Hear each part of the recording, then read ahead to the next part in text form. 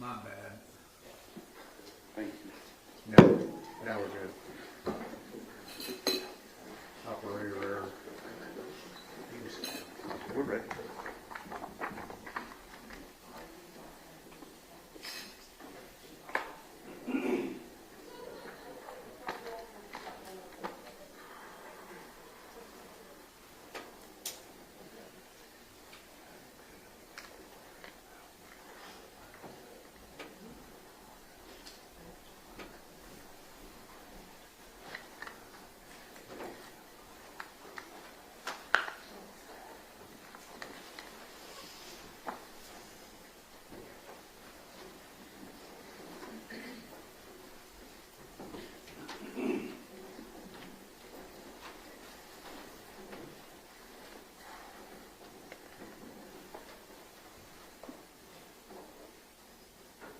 Everyone may be seated. I think we're still waiting on one juror.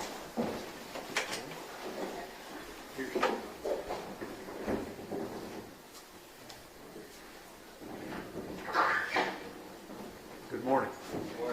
We are ready to proceed, ladies and gentlemen. This witness has been previously sworn to testify truthfully. Who is this? Mr. Barrett. Ms. Reynaga, would you please introduce yourself to the jury and spell your first and last name for the court report? My name is Erica Renaga, E-R-I-C-A-R-E-Y-N-A-G-A. And Ms. Reynaga, what do you do for a living? I am a forensic scientist with the Texas Department of Public Safety Crime Lab in Garland, Texas, in the Biology and DNA unit. And how long have you worked there at the Texas Department of Public Safety Crime Lab in Garland, Texas? It will be 8 years in June. And what type of work do you do there again? I am trained to examine evidence for biological materials, as well as the DNA analytical process and DNA interpretation. Within each of these areas, I can issue reports, document my findings, and testify when necessary. And what type of training and education did you have to qualify you for the job that you now hold?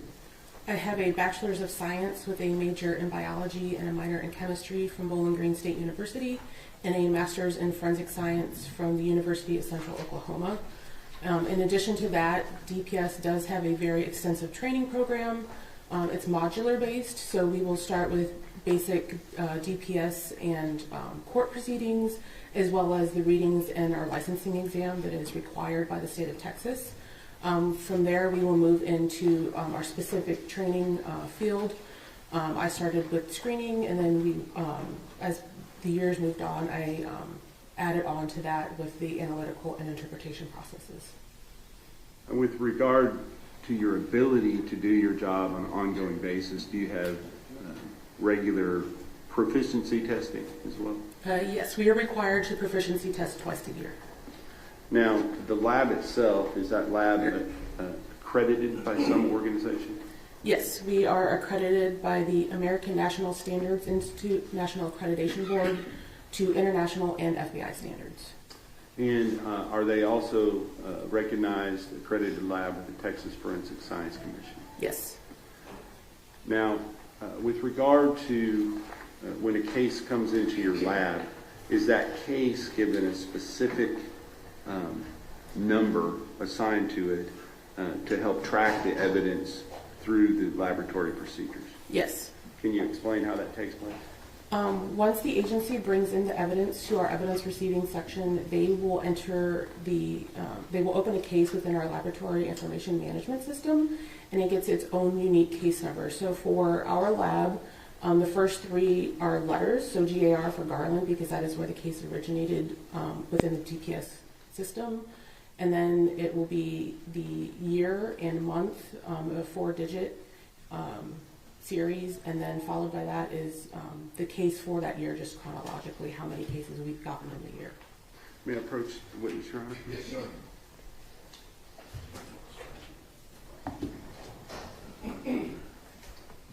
Yesterday, a different witness testifying, several documents were admitted in evidence at that time.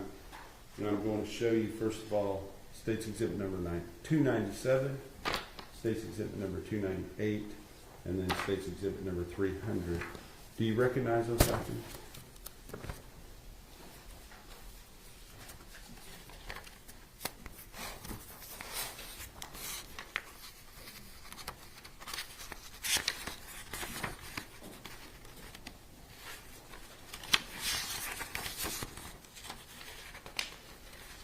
You don't have to look through every page, but just as far as looking at the outer document, does it appear to be associated with the same case that you're testifying on today? Your Honor, I would prefer that you look through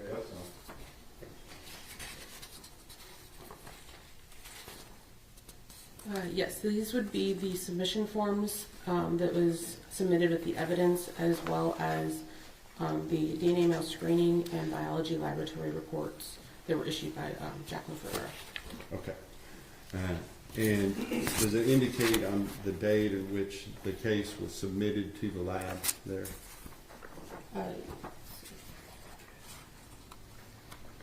Yes, this would be the date that this evidence was submitted. Okay.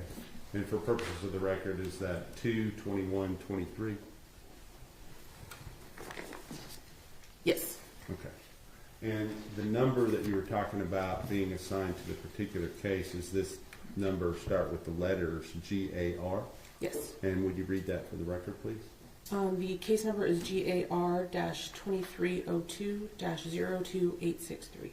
And would that number be associated with any lab reports or any work that is done on this case throughout the entire process? Yes.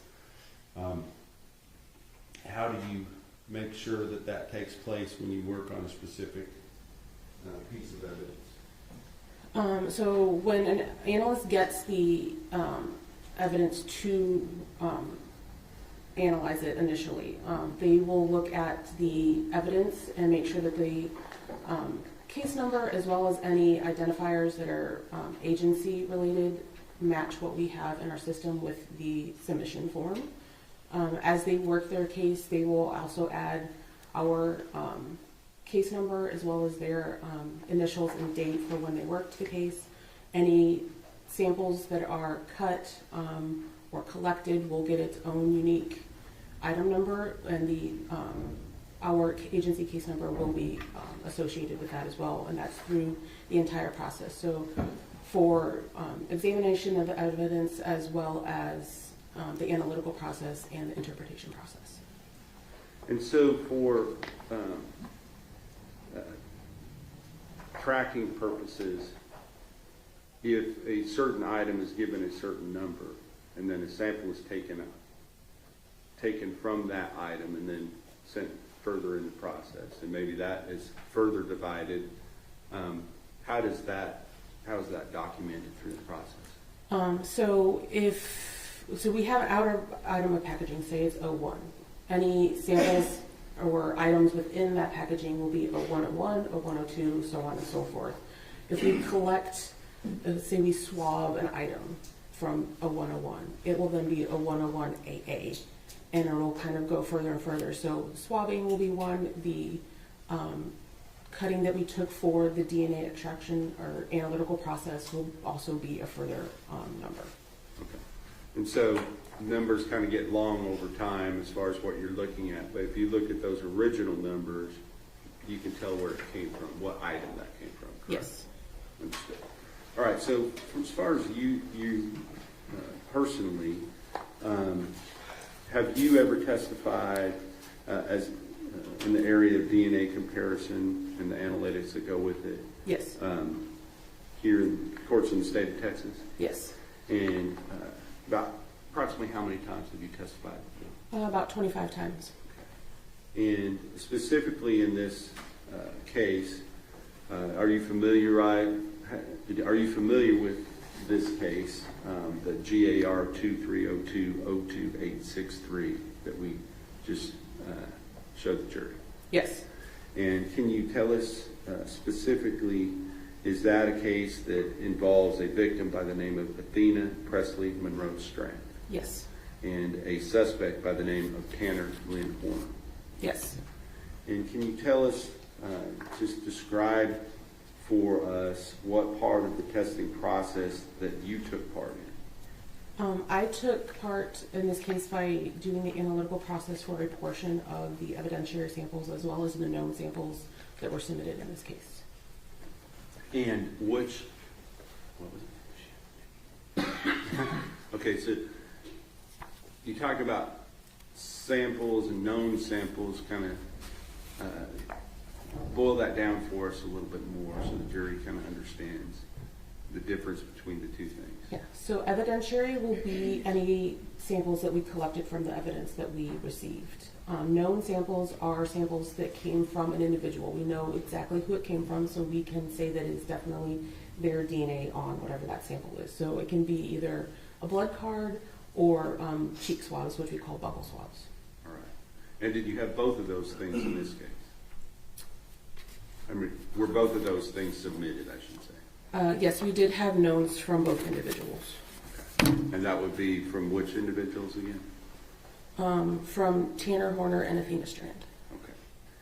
And just kind of walk through the analytical process that you handled, and describe which items that you handled and what you did with those items. To start, the analytical process is a 4-step process. It starts with extraction, and that's where we're going to add chemicals and heat to our samples to get any DNA off of those samples, break open the cells to release the DNA into solution.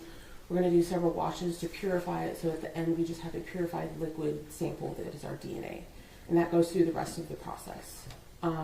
In cases where there's, through our analysis, the screening portion, that first step, there's an indication that sebum may be present, we will do what's called a differential extraction. And that's where we will separate that one sample into 2 parts. One part that would contain sperm cells and one part that could contain any other cellular types, so skin cells or blood.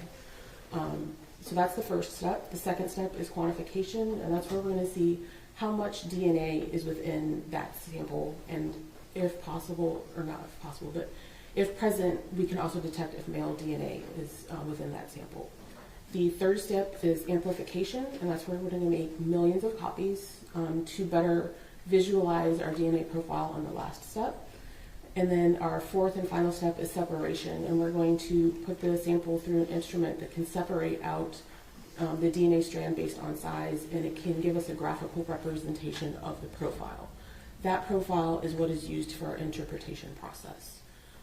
Within this case specifically, I mentioned I did do the knowns for each individual. Okay, hold on for a second. So you said the knowns, you're talking Yes. about the buccal swabs and the blood count. Is that correct at this point?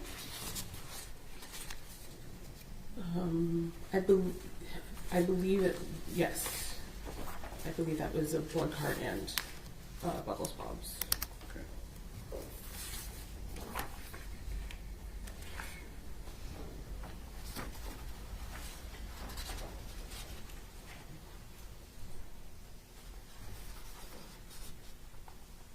I'm not for sure on the blood card, but it was definitely buccal swabs from Tanner Horner. Okay. On the buccal swab from Tanner Horner, what did you do on that? It would have been that DNA, that 4-step analytical process. Okay. So if it would already have been put into some type of state for you to be able to do what you did, correct? Yes, it would have been cut by the analyst who did the first report. And who was that? That would have been Jacqueline Ferrer. Okay. And then once that tip of the swab is cut off, how about how much is cut? For buccal swabs, we will cut a half of a swab. Okay. And but if there were 4 taken originally, only one of the swabs was used to go forward. Is that correct? Yes, there would be 3.5 swabs left. All right. So any further testing needed to be done, those would be available. Yes. So with regard to your part on the buccal swab, kind of walk us, you did tell us kind of, I know that you described the 4-step process, but physically, what did you do, you know? So Jacqueline would have cut the sample and placed it into a labeled tube.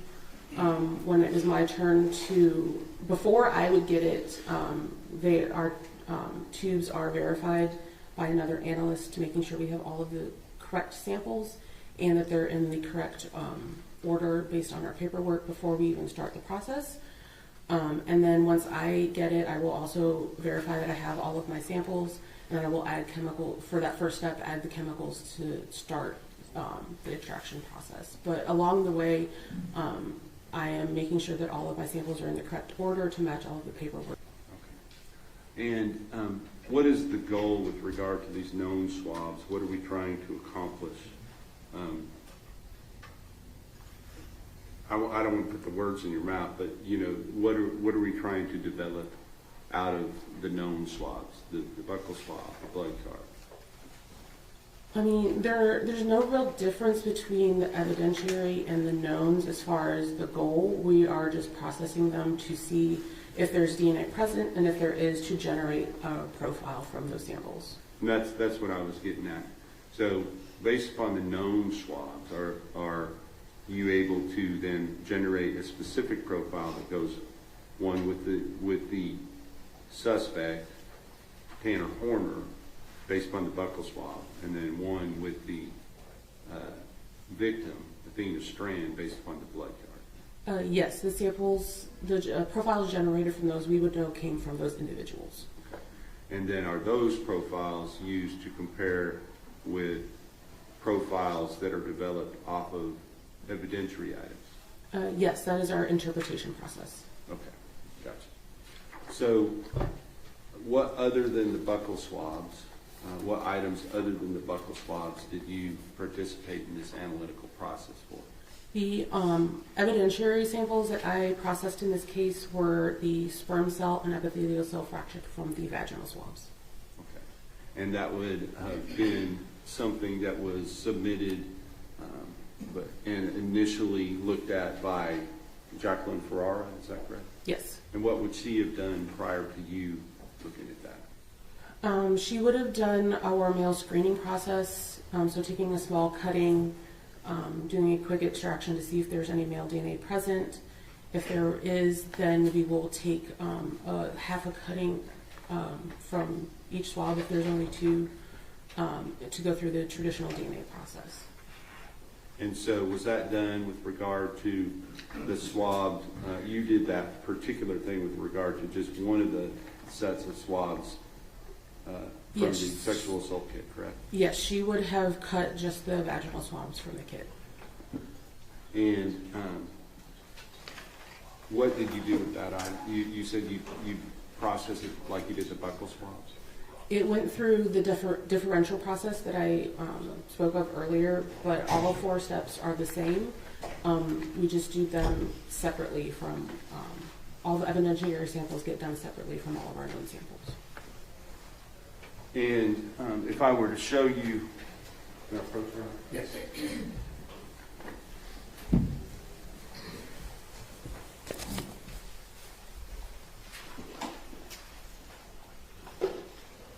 is there some?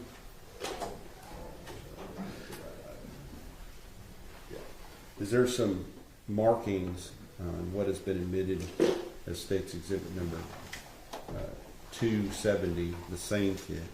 Are there some markings to show that was processed at your lab under the same number that we're talking about today? Yes, it has our case number as well as Jacqueline's analyst identifiers. Okay. And she would have been the one to take it.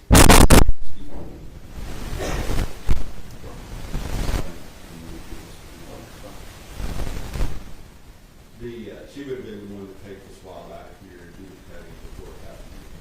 Yes. Thank you.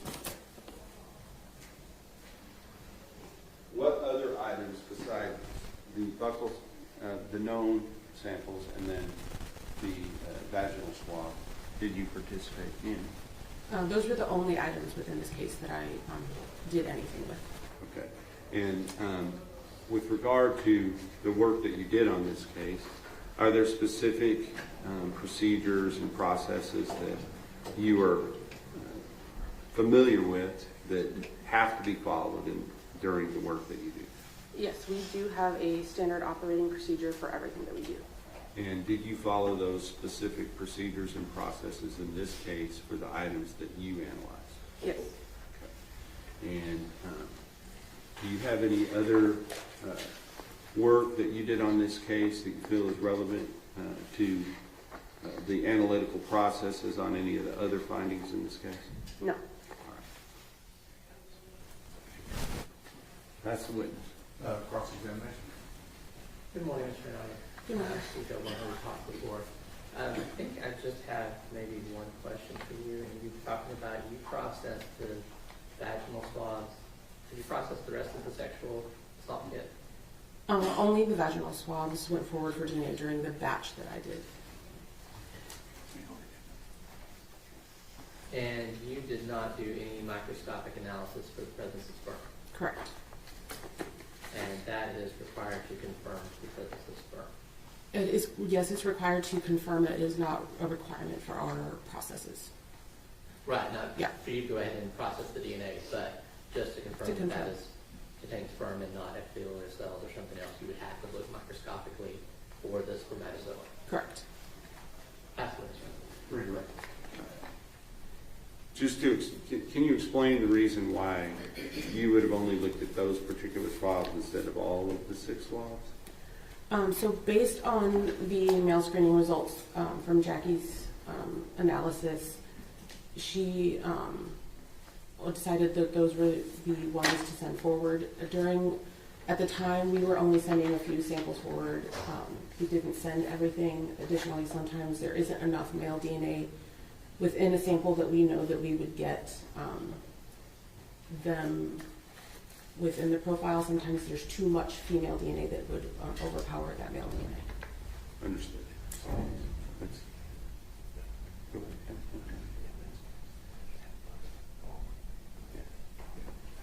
ahead. And are there, if initially you send some stuff forward, is it able to then make the decision to go ahead and send everything forward that can be tested?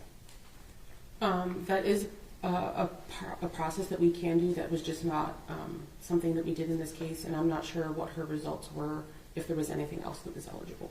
Okay, understood. So you're not familiar with what other items would have gone forward, other than what you worked on? Correct. All right. Nothing further, Your Honor. So, you worked on the vaginal swab, that would have been for the April 19th report. Are you familiar with that report? The DNA report? Yes. I'm not sure which report that one would have gone. It would have probably been the first one. It would have been? Yeah. So the first report from Kristen Casoda on the vaginal swabs from Athena Strand, it states Exhibit 299. Has not been admitted yet, sorry. In that report, it's the probability of obtaining a mixture of profile in the DNA came from the victim and one unrelated unknown individuals 2 times. Sorry. I'll slow down. Your Honor, I'm going to object from, if he wants to admit the report at this point, that's fine, but object from reading for something outside of evidence that from a report that she did not issue. Well, let me start with that.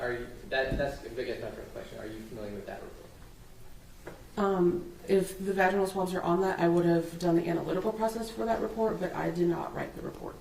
Okay. Now you mentioned Ms. Ferrara's report. Sorry?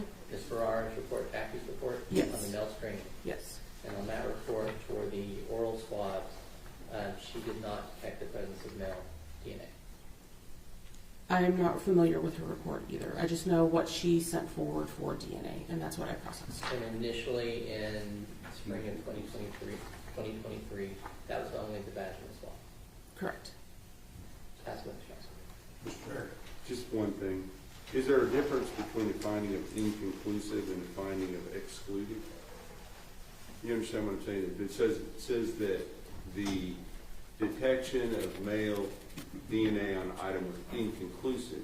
Is that the same as saying there was no male DNA? For what type of report? Well, may I approach you? Yes. Just.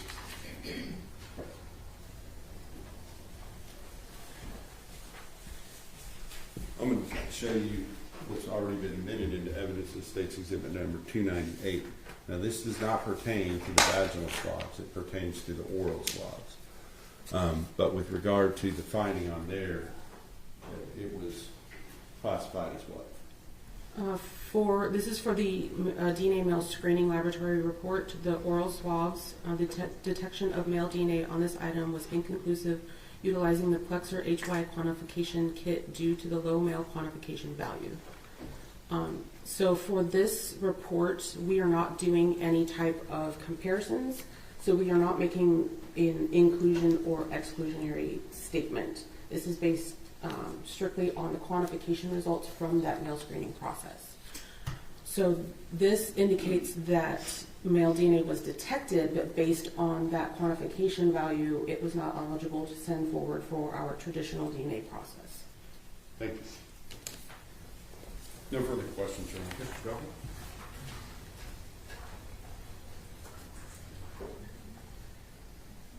Not for this one, John. Thank you. May she be excused subject to any potential recall? Yes, sir. Thank you, ma'am. Thank you. They call it Amber Moss. Amber Moss.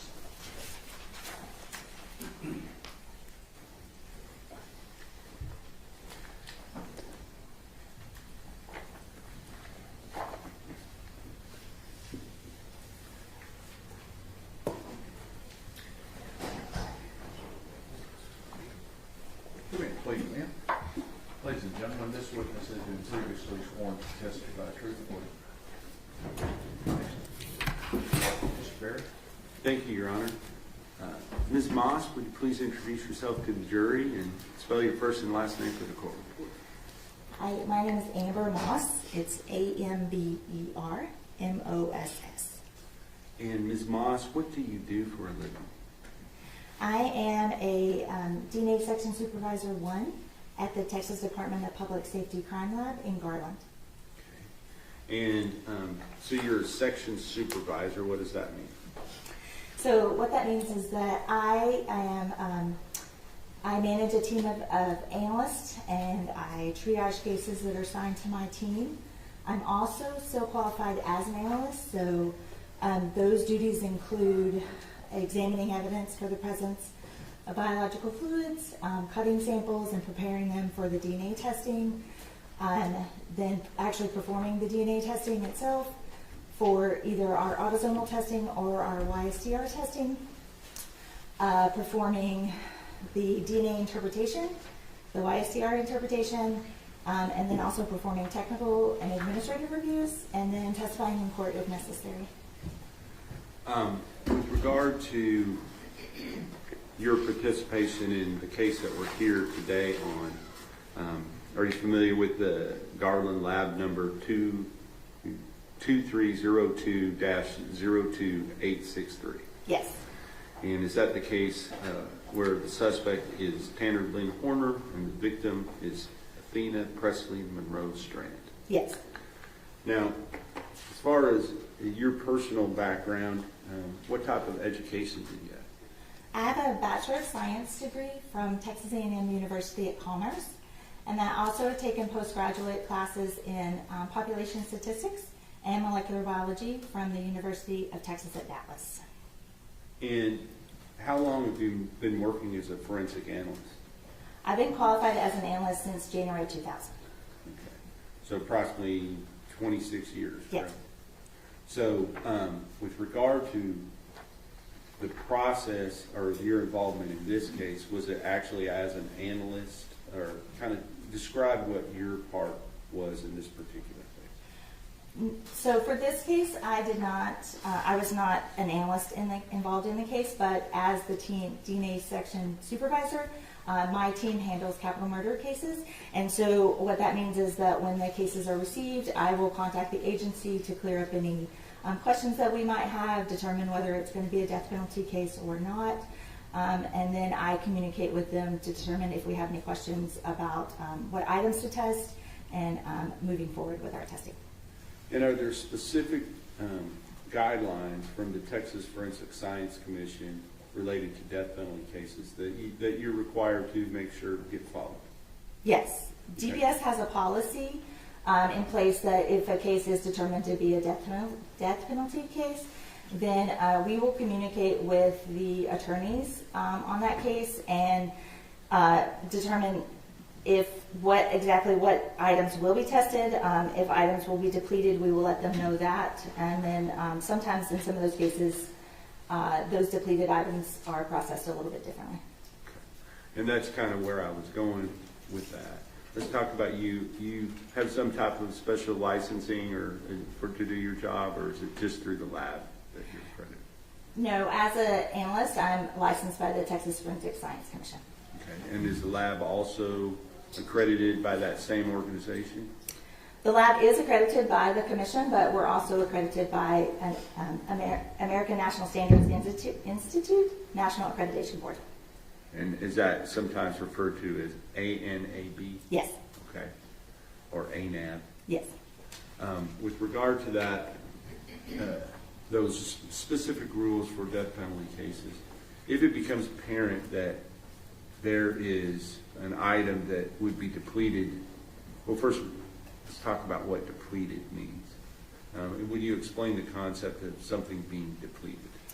So for us, when we say that an item will be depleted, it means that either the swab that was used to collect cells, or a blood stain, or a stain on an item of clothing, for instance, we would need to use that entire thing, that entire item, either the swab or the stain itself, in order to perform the DNA testing in hopes that we get a complete DNA profile.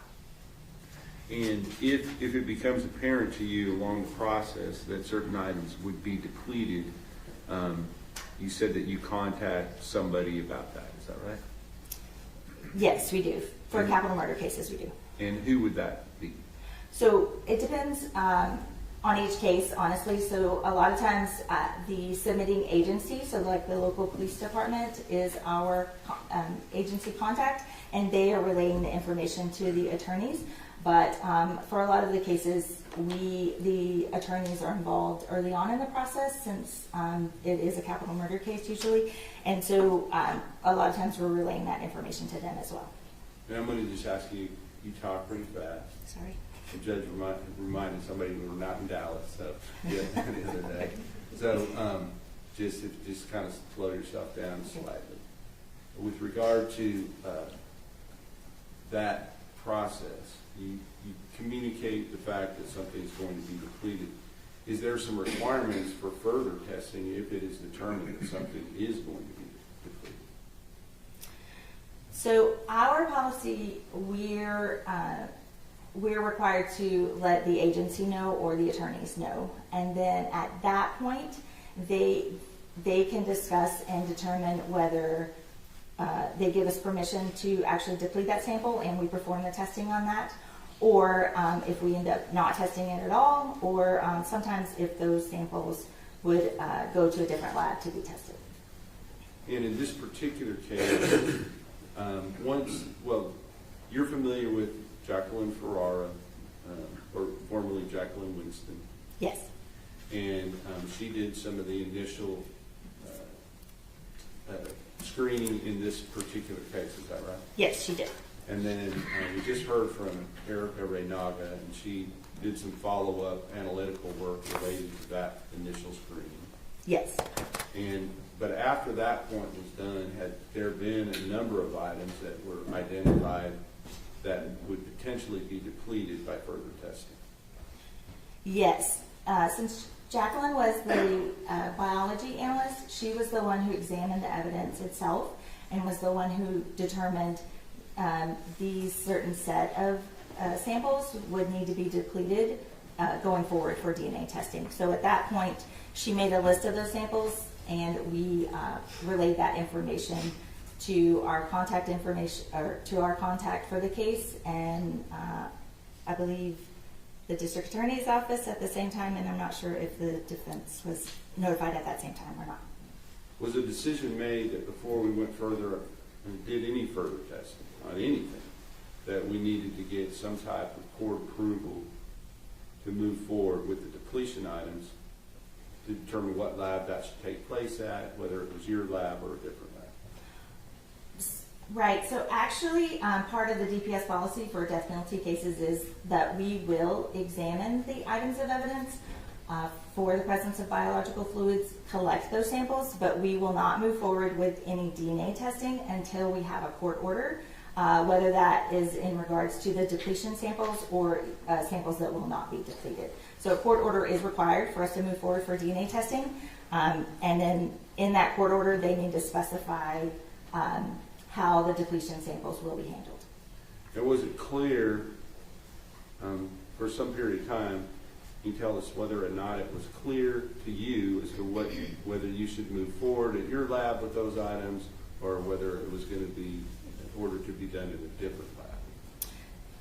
There was conversation in this case about, and there was some time where it was being decided where those depletion samples would be tested, whether it initially it was offered like we would test all the samples at the DPS lab, but there were certain conversations that then it was going to be that set of samples, the depletion samples would be tested at a different lab, and then it was some time where it was being determined which lab that would be. And ultimately, was a decision made to go to a different lab for the depletion items? Yes. And was that ordered by the court? Yes. And was, when did that transfer of items to that lab take place? So once we got a court order indicating that the depletion samples would be going to a different lab, in April of 2025, I gathered those depletion samples, put them into a separate container so that they could be shipped out to that other lab. And then there was still some discussion about exactly when we should send those samples. So they had been separated but not sent yet, and then they were sent in May of 2025 to the other lab.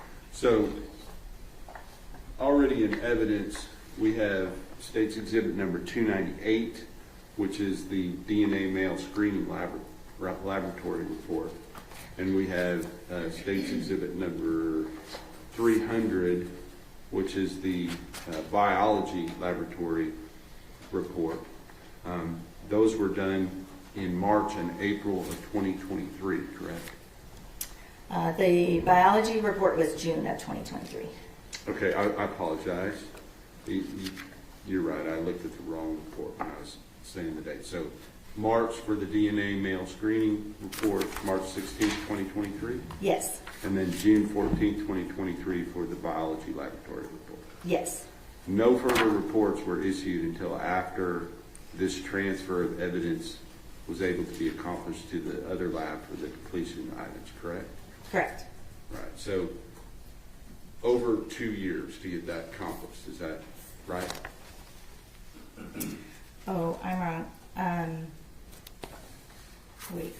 So we do have a DNA report, but it's from 2023, but it doesn't pertain to the depletion samples. Yes. And then after that, correct, there were no more reports issued until the issue of what samples would go forward for DNA testing and the depletion samples was resolved. So ultimately, where was the depletion samples, where were they ordered to go? Where were they ordered to go? Yes, where were they ordered to go? Ultimately, they were ordered to go to a private forensic laboratory called Bodie. It's in Lorton, Virginia. And is that another lab that is also accredited by the Texas Forensic Science Commission, to your knowledge? Yes. Okay. Because there are some specific rules related to death penalty cases as to what type of labs can test those. Is that correct? I believe the statute indicates that it has to be an accredited laboratory, and I'm pretty sure the statute also refers to the Texas Department of Public Safety laboratory. Yes. But any testing needs to be done by an accredited laboratory. Understood. All right. So that testing took place, and was a report issued from the lab, Bodie lab, on the items that have been submitted that were considered to be depletion items. Yes.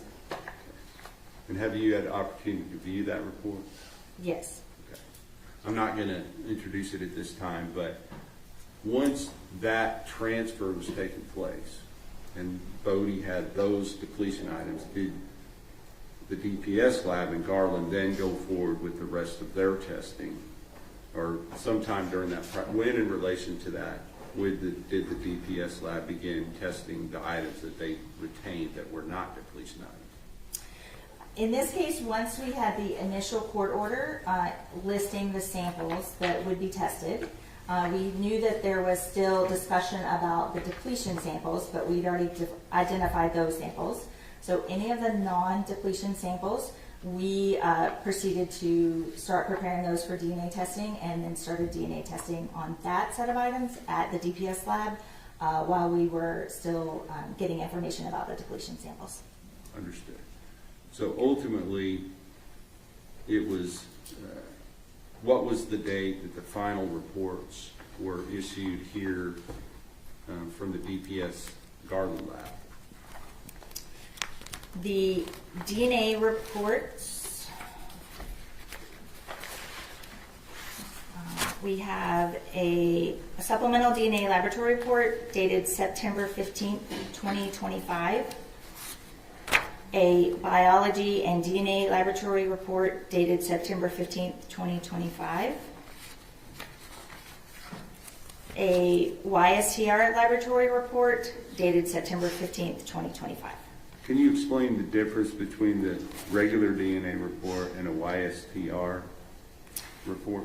Yes, so our regular DNA laboratory report, it refers to our sort of mainstream testing. It's our autosomal testing, so that tests for male and female DNA. It just tries to copy whatever DNA is present, human DNA is present on the sample.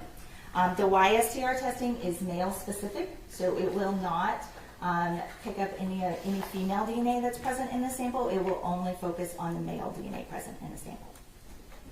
And is that YSTR process, is that, for lack of a better word, more sensitive? How does that work? It is a little bit more sensitive, but it's more specific because it's only targeting male individuals, and so it is useful in, it's more of a specialized type of testing, I would say, because it's useful in some samples where you have a high amount of female DNA and a small amount of male DNA, and that female DNA overpowers the male DNA in our normal autosomal testing. And so the YSTR testing allows us to only focus on the male DNA present. Okay. So was there both autosomal, if I call it STR testing and YSTR testing, is that correct? Or is that? Yes, that's correct. All right. So was there both types of testing done at the DPS lab in Garland? Yes. And depending on the item in the sample, is that right? Yes. And was there also, to your understanding, both types of testing done at the Bode lab? Yes. There was. Depending on the sample? Yes.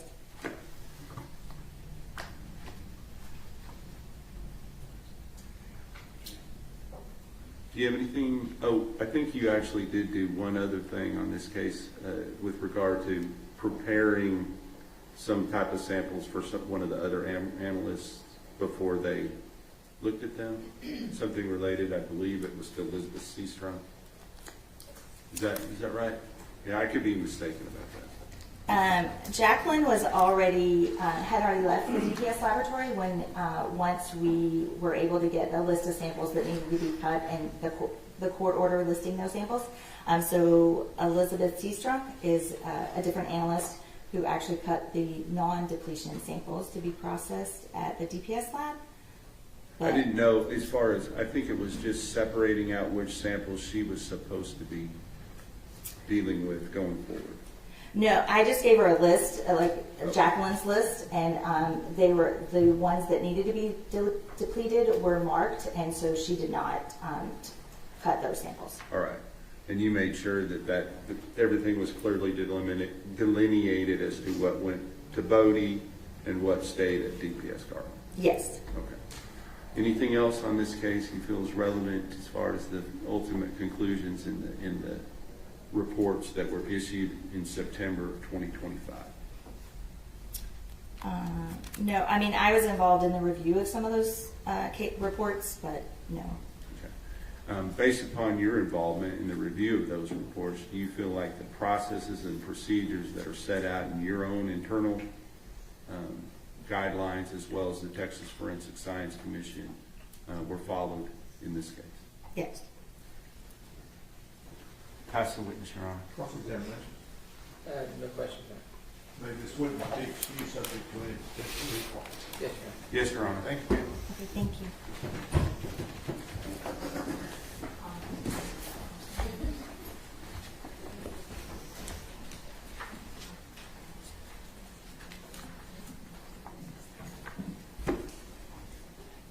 State Counsel Elizabeth Seastrunk, Your Honor. Okay, Elizabeth Seastrunk.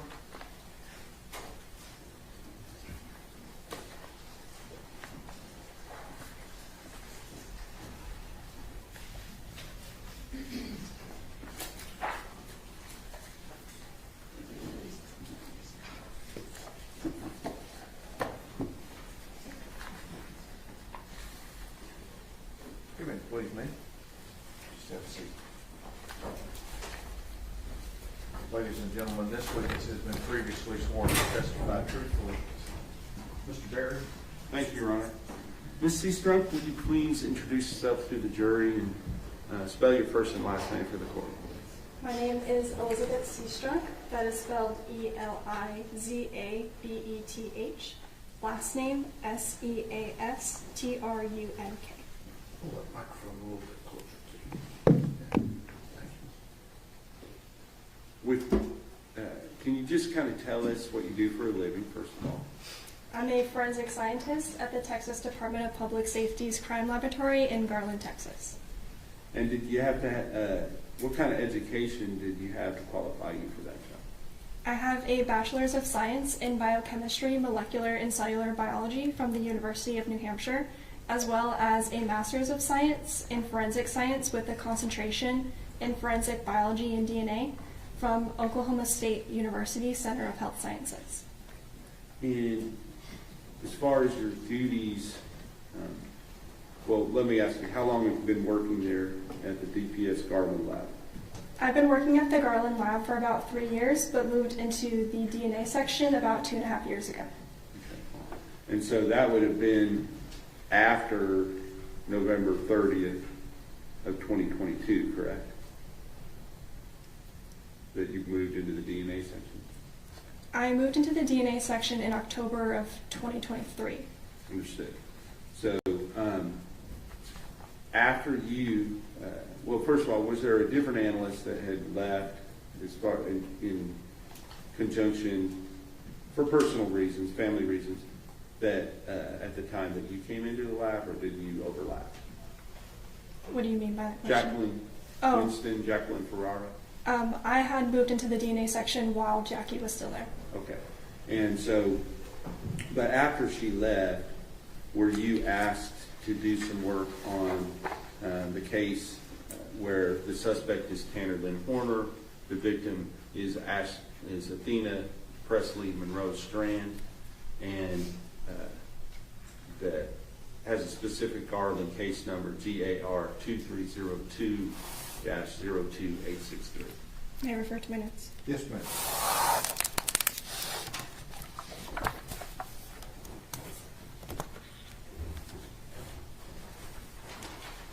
Yes. So at that time, what were your duties in the DNA lab? I'm trained and qualified in serological testing, so that includes testing evidence items for the presence of blood or any potential semen stains.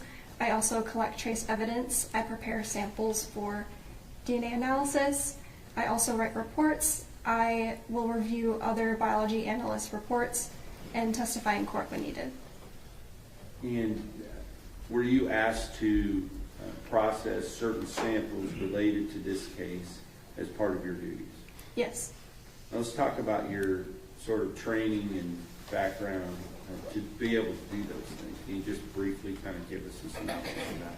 At DPS, we go through a modular-based training program that includes lectures and readings, as well as observation, us observing a qualified analyst. There's also a period of supervised and independent practices. There's a competency exam, as well as written exams. There's a comprehensive oral examination and a mock trial as well. And we go through a period of supervised casework before we are authorized to perform independently. And then all that being completed by the time you were working on this case? Yes. Now, can you tell me a little bit about the specific samples that you were asked to deal with in this case? I was asked to deal with the samples that Jackie had previously cut out from the physical evidence items, or she had taken swabbings of those items. And there was a coin envelope that contained all of those samples, as well as the swabs that the agency had submitted that Jackie had previously tested and retained as well. And then what were you, what was your duties related to those items? I had prepared those samples for DNA, so I had cut my own portion of the stain into a label tube. And for the swabs, I had cut the entire cotton head portion off of the swab head and placed that into a label tube as well. And when you talk about a stain, what are you talking about? The stain is the physical cutting that Jackie had taken from the physical evidence item. So she had identified stains and cut them out and retained them into a Ziploc baggie. And I had retrieved those cuttings that she had taken and cut my own portion from that. So, for instance, if the stain was on a pair of blue jeans, whether it's the suspects or the victims, she would have taken and actually cut that stain out and retained that. Is that right? Yes, that's correct. Okay. And then you came behind her and you cut out a smaller portion of that to send forward for the testing. That's correct. Okay. Okay, what else? And I had cut the swabs that were retained. So I had cut the entire cotton head portion off of the swab stick and then retained the remainder of the swabs. And did you have any further work in this case that was relevant to the actual results that came out in the final reports in September of 2025? No, my role was simply to cut the stains and place them into the label tubes for the DNA analyst. And did you follow all the proper protocols and procedures in doing that? I did, yes. Pass the witness. Cross-examination. No question, Your Honor. May this witness be excused subject to any potential recall? Yes, Your Honor. Yes, Your Honor. Thank you, ma'am.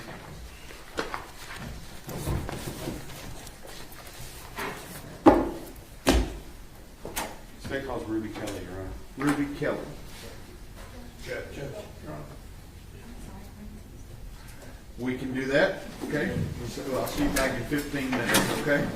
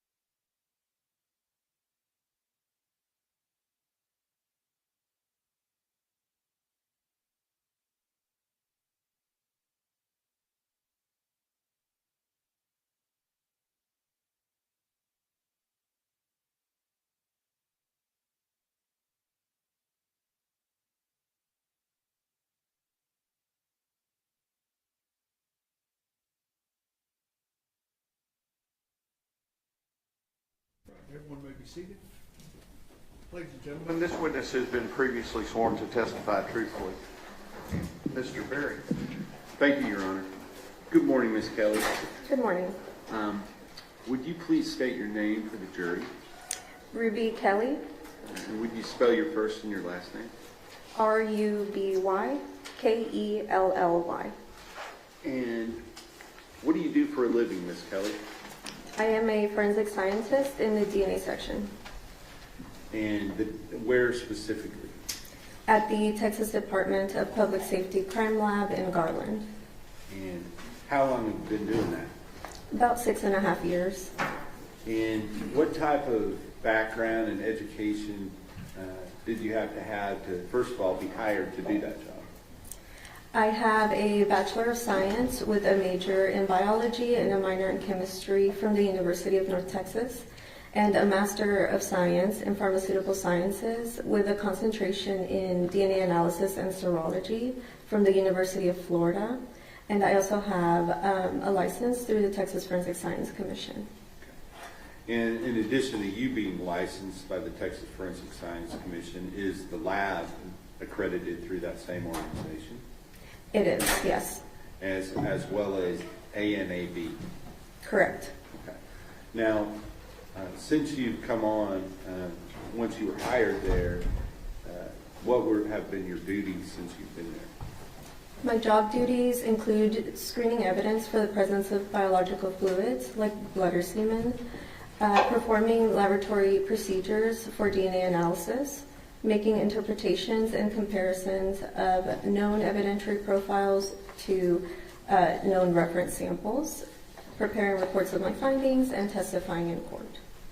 May I approach, Your Honor? Yes, sir.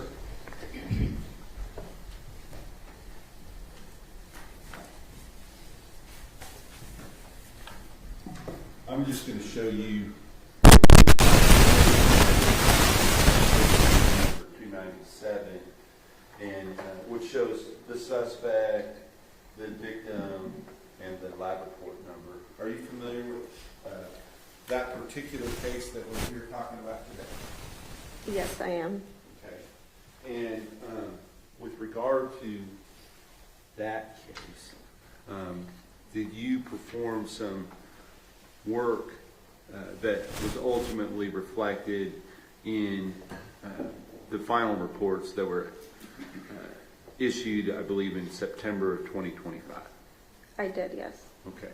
Can you talk to us about the work that you did in a general sense, and then we'll talk about what specific items that you were dealing with?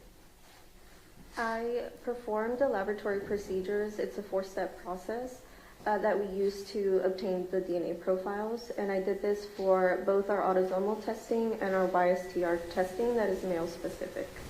Okay. And autosomal, is that sometimes also referred to as STR testing? Yes, autosomal STR. Okay. So there's YSTR and autosomal STR. Is that right? Correct. All right. So you did work on items for both of those.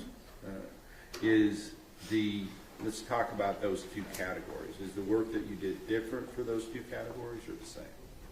They will differ at the 3rd step, the amplification step, where we use a different set of chemicals to target specific regions on the Y chromosome for the YSTR testing. Okay. And is that part of the work that you did in this case? It is, yes. Okay. So let's talk about the different items that you dealt with in this case. I believe you have the lab submission form there in front of you. If you need to refer to that, you can. Does that match your records as far as the items that were submitted to be tested?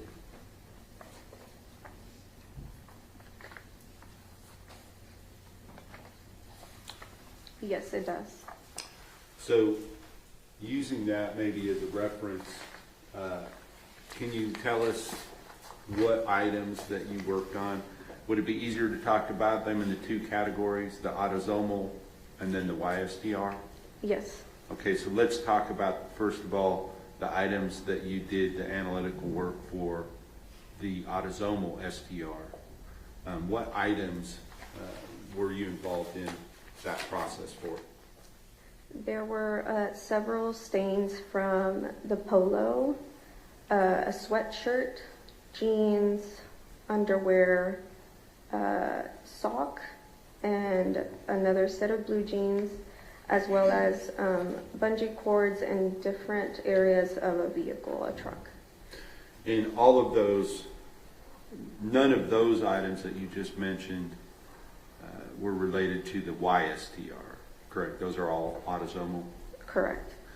And now let's talk about the items that you processed related to the YSTR process.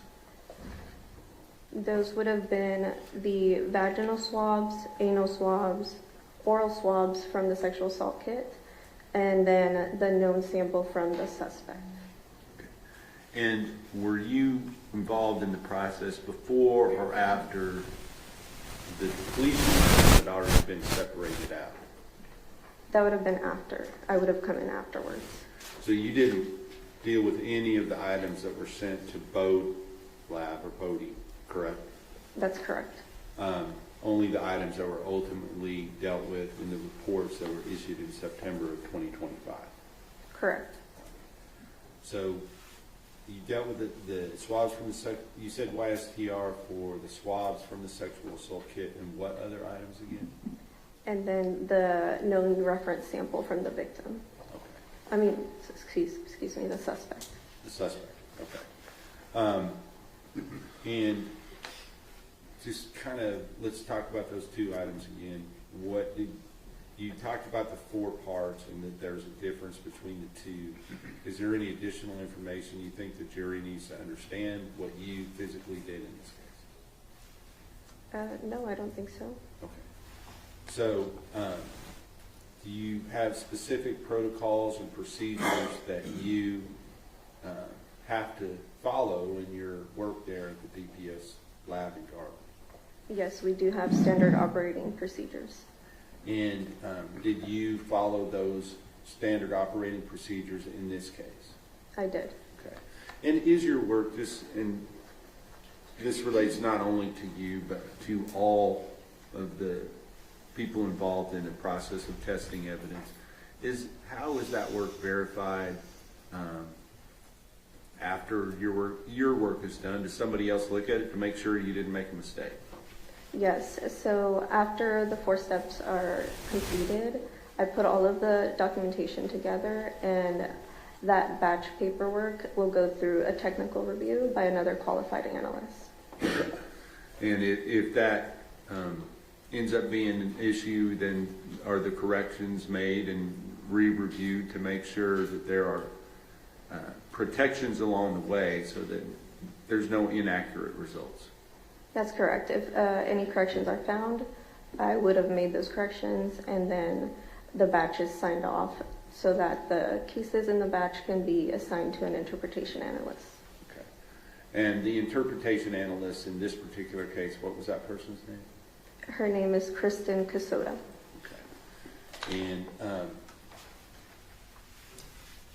with regard to this particular case, once you kind of just briefly explain for the jury, how you receive your assignment, where you go to get the samples you're going to work on, and after you're done with the work that you've already described, what you do with the samples at that point.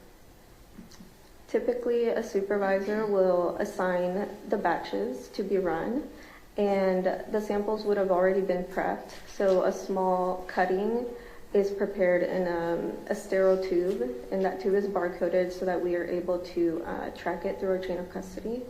And it's usually kept in a refrigerated space until I am ready to start my process. And then once you get done with the process that you are doing, what is the state of the evidence at that point? So the results from my process, we will retain the DNA extracts frozen so that they're available for any future testing. Is there anything else you feel like you did in this case you feel would be relevant to the ultimate results that are contained in the reports in September of 2025? No, I believe we've covered everything. Thank you. I'll pass the witness. Cross-examination. Good morning, Ms. Kelly. Good morning. Good to see you again. I have just a couple of questions. Now, Ms. Casota was the interpreter, correct? Correct. And that's the person who would make any kind of subjective decisions about the analysis. Correct. And that would be things like what is an artifact, what is not, that sort of thing. Well, I would have sort of done that as well. That is the last step that where we use a software tool to visualize the DNA profiles, and I evaluate each profile before giving that final copy of it. So can you tell me more about that, the parts of your process that involve you making a determination rather than just following a protocol? So that part is still in our protocols for me to do. It's called data analysis. So once we obtain the data from that final step, I will go through each profile as well as use a profile comparison tool to compare all of the profiles in the batch, make sure there was no contamination, and verify that the positive and negative controls that are included also worked correctly. So does that include, and I know most people aren't familiar with this, and I'm not super familiar with it, but how you have the printout that shows where the alleles are, and it's really like a gray fuzzy line, right? Is that part of what you do is determine is this an actual marker or not, or is that wait for Ms. Casota? Right, so the DNA profile, it looks like sort of like a graph with peaks, and sometimes there could be peaks that might be at the baseline level and could just be noise. So if the software is calling that a real peak, it is my job to go through it and evaluate and ensure that it's either marked off as an artifact or it remains as a real peak. Yeah, so that's not just left up to like the computer. There's actually a human being that is involved in interpreting DNA. That's correct. That's what it's right. With regard to that, is there other human beings that are involved in checking those results and making sure that they are accurate through that process, both technically and subjectively? Yes, that's correct. So the technical reviewer who would have reviewed my batch paperwork is doing the same thing I am doing, as well as Kristen later on in the interpretation process would have also looked at each profile separately. Thank you. No further questions? Mr. Goble? And that would be kind of where it would end, is with Kristen and whoever's doing her reviews. Correct. After Kristen is finished with her report, we also have another set of technical review and another administrative review before that report is issued out. Pastor? Nothing further, Your Honor. Makes you be excused subject to any potential recall. Yes, sir. Thank you, ma'am. Thank you.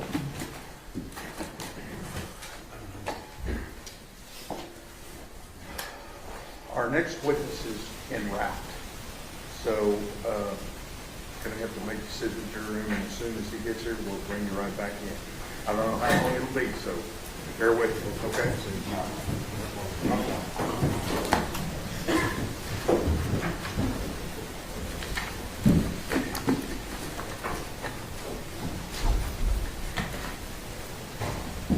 I'm sorry.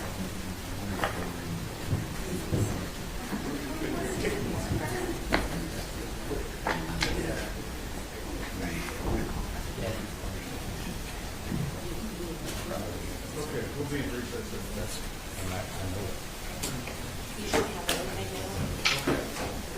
Just for anyone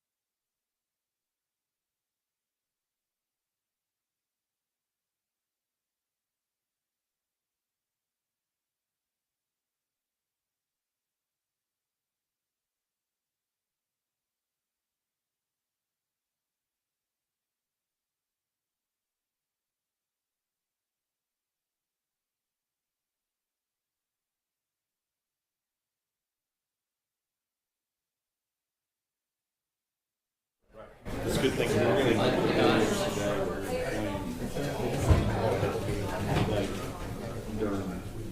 He's gonna testify.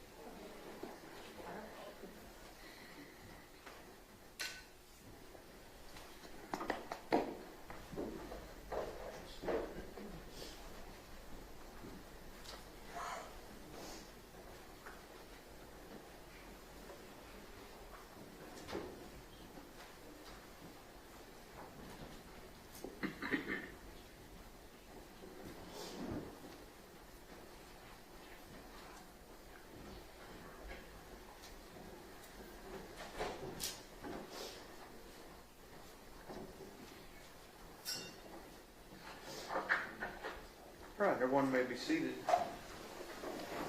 This witness has been previously sworn to testify truthfully. Mr. Barrett. Thank you, Your Honor. Mr. Becker, would you please introduce yourself to the jury by telling them your name? Yes. My name is James Becker. And feel free to talk to them. You know, I'm going to ask you the questions, but they're the ones that need to hear your answers.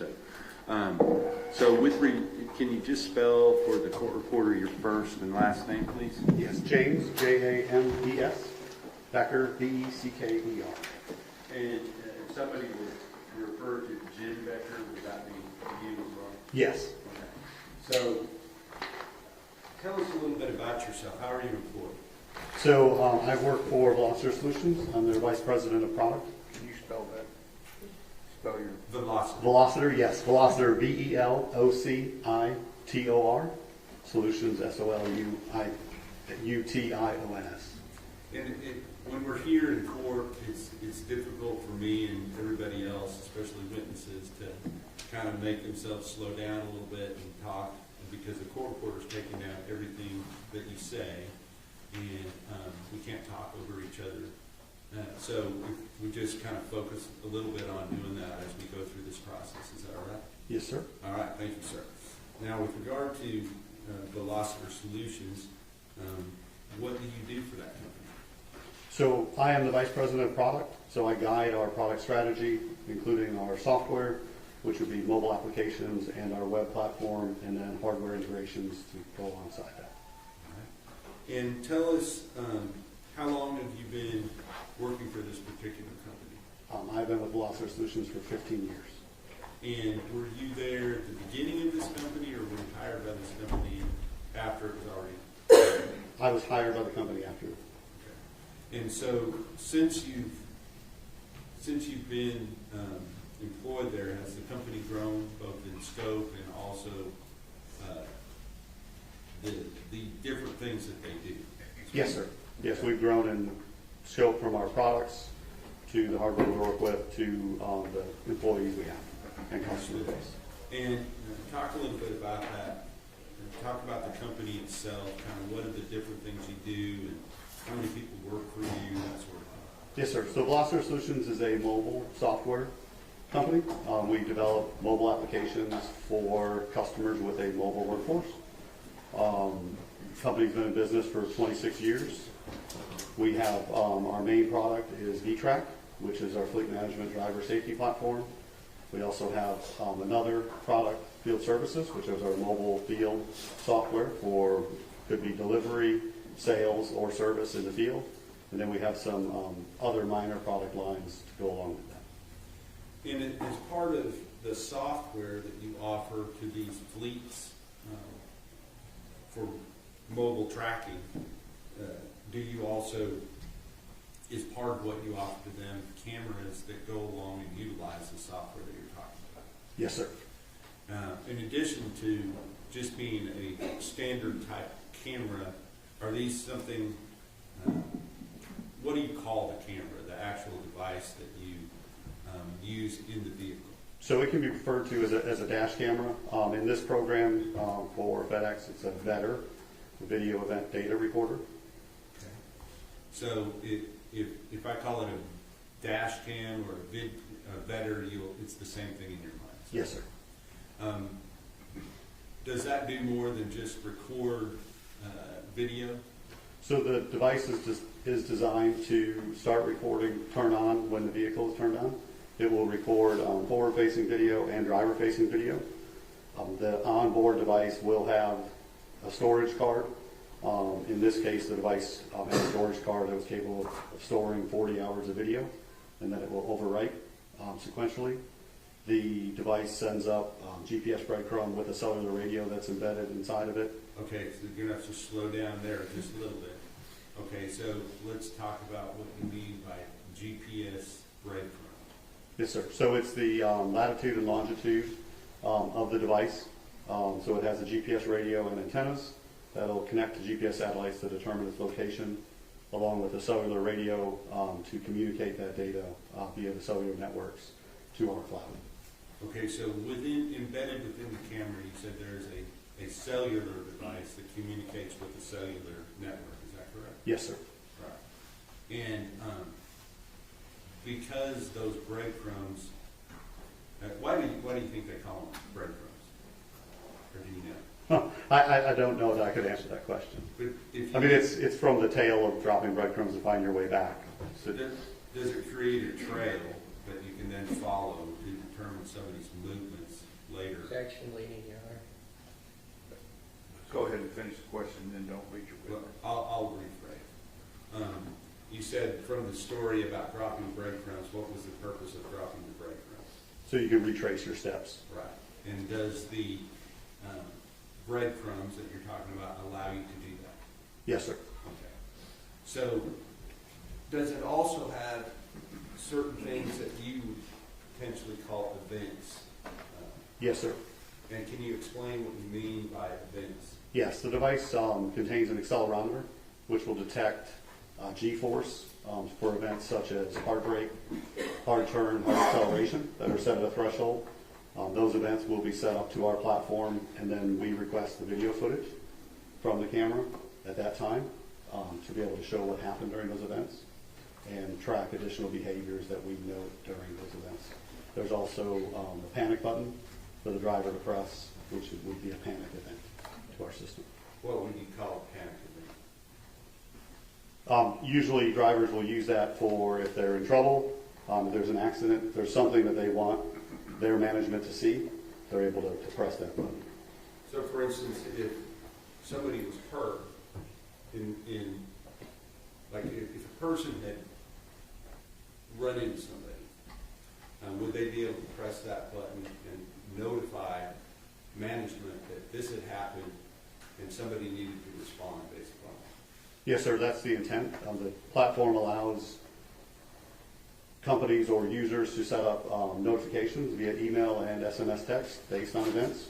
So one of those events that they can use for notifications is panic, and they would be notified in near real time that the event occurred and be able to see the video footage from that.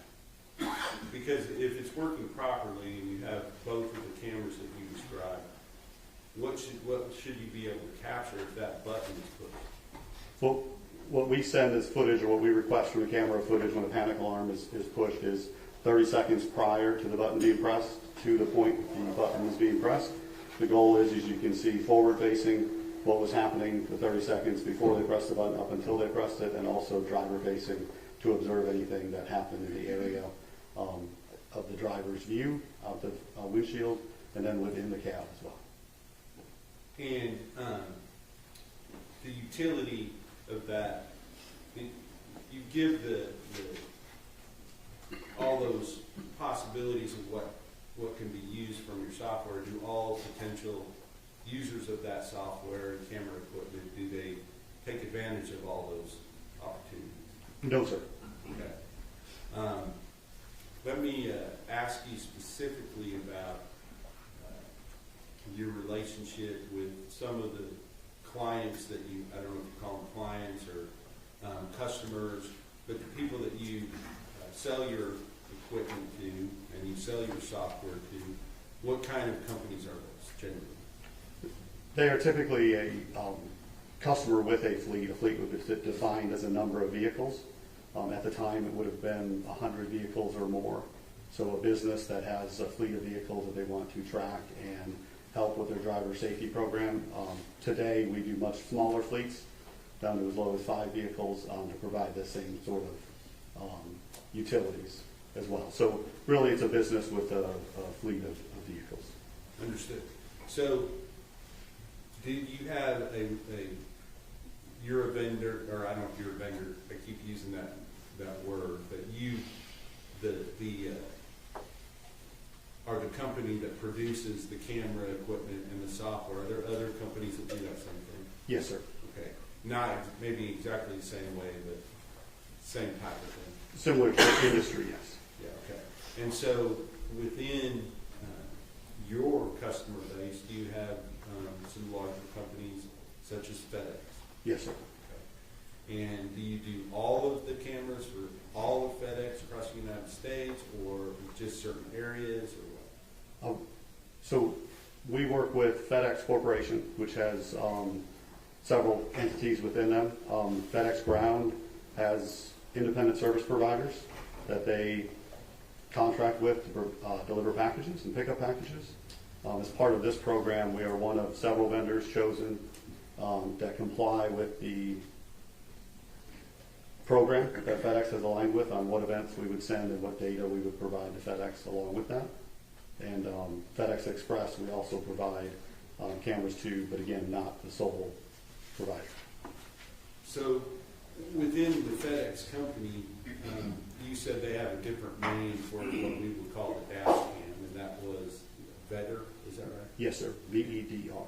And what does the VEDR stand for again? Video Event Data Recorder.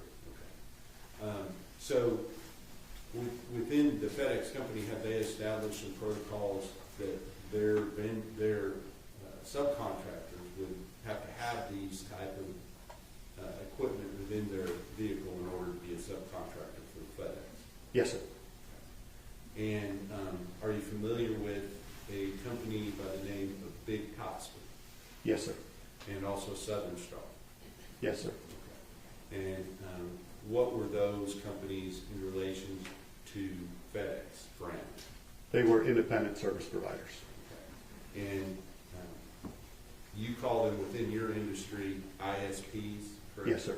That's not internet related, it's independent service providers. Yes, sir.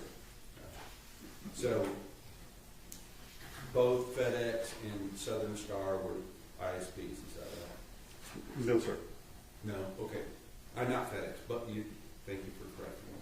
Both Big Copspin and Southern Star were ISPs related to FedEx Ground. Is that Yes, right? sir.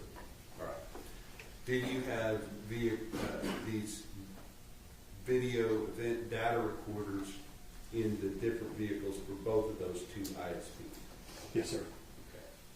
Okay. And the specific location of the FedEx ground facility that you were working with in this particular case, not address-wise, but general area, do you know where that is located at? I don't. Okay.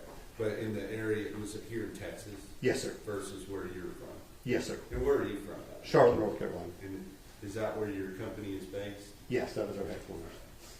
Now, with regard to these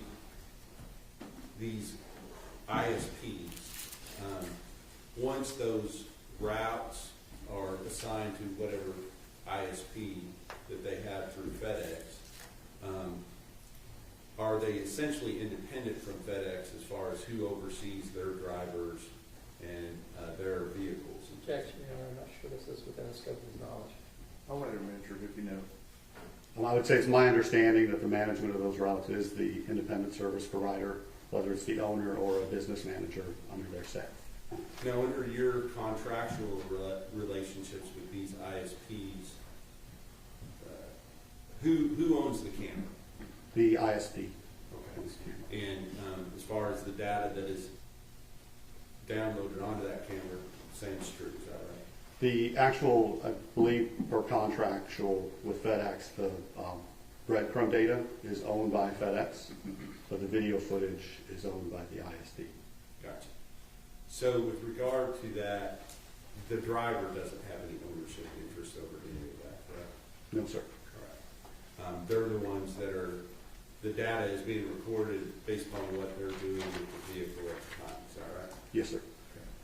So I want to talk to you about the specific date of, I believe in your case, it would be December the 1st of 2022. Do you remember that day? Yes, sir. Why is it that you remember that particular day? I was in a meeting, and our customer support manager came into the meeting and asked for my assistance because they had a law enforcement call and they were not sure how to handle it. So tell us what you did next. I went to our customer support center, to the agent that was taking the phone call. They briefed me on what was happening, that there had been an abduction, and that there was video footage, and that they had, I believe it was an FBI agent on the line. Okay. Now, before we go in any further down through what happened next, next, I want to ask you, are you familiar with the product, the V-Track product, and how it works? Yes, sir. Okay. And let's talk about that for a moment. What kind of information, just from the video itself, if you're watching a video off of one of these recorders, what kind of information would be available to you other than just what you're seeing on what's being videoed? What kind of things are you going to be able to see? So the video includes an overlay that contains the serial number of the camera. It will include a timestamp in UTC or GMT time. It will include the speed of the vehicle and then the GPS coordinates as they're updated through that video footage. And so, as you're watching the video, will you see the speed change based upon what the driver is doing? Yes, sir. What else would be changing as it's going on? The time will change as it goes on, and also the GPS coordinates. Okay. And with regard to the time, is that time in a specific time zone? It is in UTC or GMT. They're the same. All right, so just for purposes of the record, is UTC universal? Coordinated universal time. Coordinated universal time. Yes, sir. All right. And then GMT, what is GMT? Greenwich Mean Time? And are those the same? Yes, sir. Okay. And with regard to that time of year, specifically, late November, early December of 2022, what would be the difference in time between UTC time and the time here in Texas, Central Standard Time? So here will be 6 hours prior to UTC time.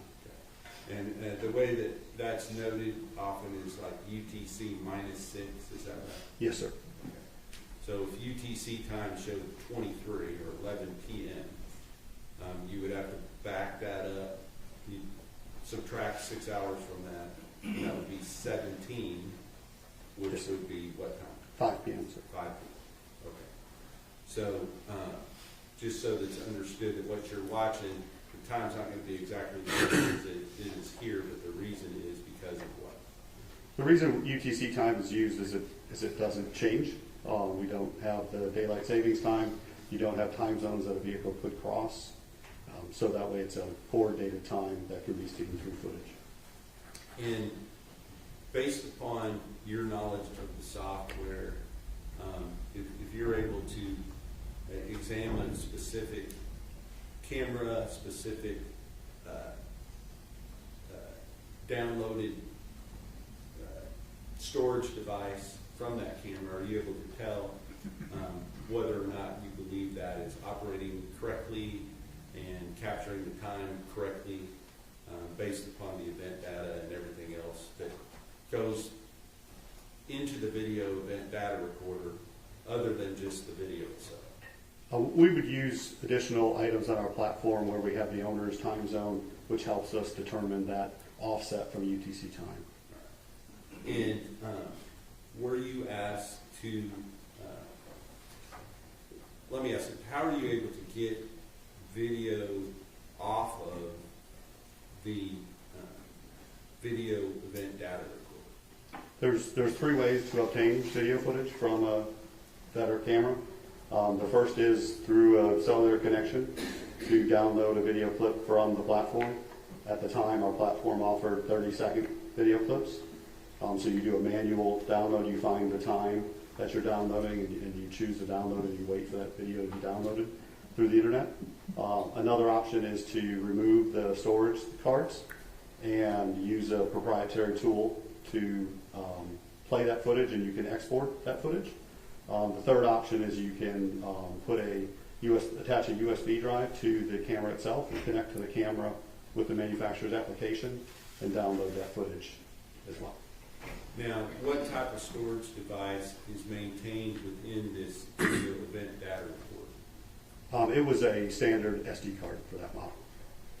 And when you say a standard SD card, a lot of people know what that is, but some people don't. So can you describe it, please? I say standard meaning the size. I don't know how to describe an SD card, but Today, there's micro SD cards and there was mini SD cards, but this was a standard SD card, approximately 3 inches wide by 1 inch and maybe a 1/16 of an inch thick. And were you asked to access remotely some footage from a particular vehicle? Yes, sir. Okay. And did that particular vehicle relate to a particular driver? Yes, sir, it was a driver. Okay. And so what kind of information, you were at the point where you've been called out of the meeting and now you're going to talk to your people about what's going on. So pick it up from there and tell us how it went from that point. I'll be honest, this wasn't something that had occurred in the past. So I think the first thing I tried to do was establish that the people on the phone were the FBI. I remember asking them if they could send an email so that I could verify their email address to determine that. The next piece is technically the footage is owned by the independent service provider. So I was able to, I think through that phone call, reach out or speak to that owner to verify I could release the footage, which he agreed. And then once the FBI I had received emails to know they were who they were, I started the process of trying to locate the footage in question. Okay, so let's stop there for a second. The person you talked to, would that have been related to the big top spin, the owner of the vehicle? Yes, sir. Okay. Do you remember that person's name? I think Mr. Davis, sir. Richard Davis? Yes, sir. And was there another person that you were communicating with that was associated with FedEx ground facility? I do not remember interfacing with anyone from FedEx. Okay, so you talked directly to Mr. Davis, correct? Yes, sir. All right. And if there was issues with one of his vehicles, he would be the one that would have the information you need to access that particular vehicle's SD card, is that right? Or better? Mr. Davis would have had the ability himself to access that footage. If I remember correctly, they were asking us to obtain that footage on their behalf. Understood. So, when you received that information, what information did you have to get from Mr. Davis in order to be able to know which camera that you were trying to access? The vehicle number. Okay. And where is the vehicle number located on the vehicle? It's my recollection the vehicle numbers are on the back of the vehicle, above the back door. They may also be on the front of the vehicle, but from my experience, they're on the back of the vehicle above the door. But somewhere on the vehicle, there's a number, and if you have that number, then you can access that vehicle and download remotely clips from that vehicle. Is that right? Yes, if you're an authorized user with our software. Were you? Yes, sir. Okay, understood. So, based upon that, did you get that information from Mr. Davis? Yes, sir. And did you then download clips or several clips or a clip off of that vehicle's video related to a certain time frame? Yes, sir. We were able to view footage from a time frame, from the description of what the FBI had described. We thought that was the footage. We downloaded video footage, but unfortunately, the downloaded footage was an hour off because I was in East Coast and the owner was in Central Time. And because of the urgency of it, I took a screen recording of the video and sent it to the FBI agent with my phone. Sorry, I took a video of the screen with my cell phone. All right, so you're looking at something on a computer, and you said you took a video of what you were looking at with what? With my iPhone. Okay, and then what did you do with that video that you took? I sent it to the FBI agent, I believe, via text message. It may have been over email. I don't recall. And once you had done that, I guess let me ask you this. I want you to describe, you go into the room, you begin to try to download the video. You were given a time frame to look at. What did you see when you pulled up the video for that particular time frame? believe it was a driver Just, with, Your Honor, hearsay. I don't think that video's been admitted yet. I'll let him answer your objections overruled. it was a driver of a FedEx delivery truck, and there was a small child in the truck as well. May I approach you, Robert? Yes, sir.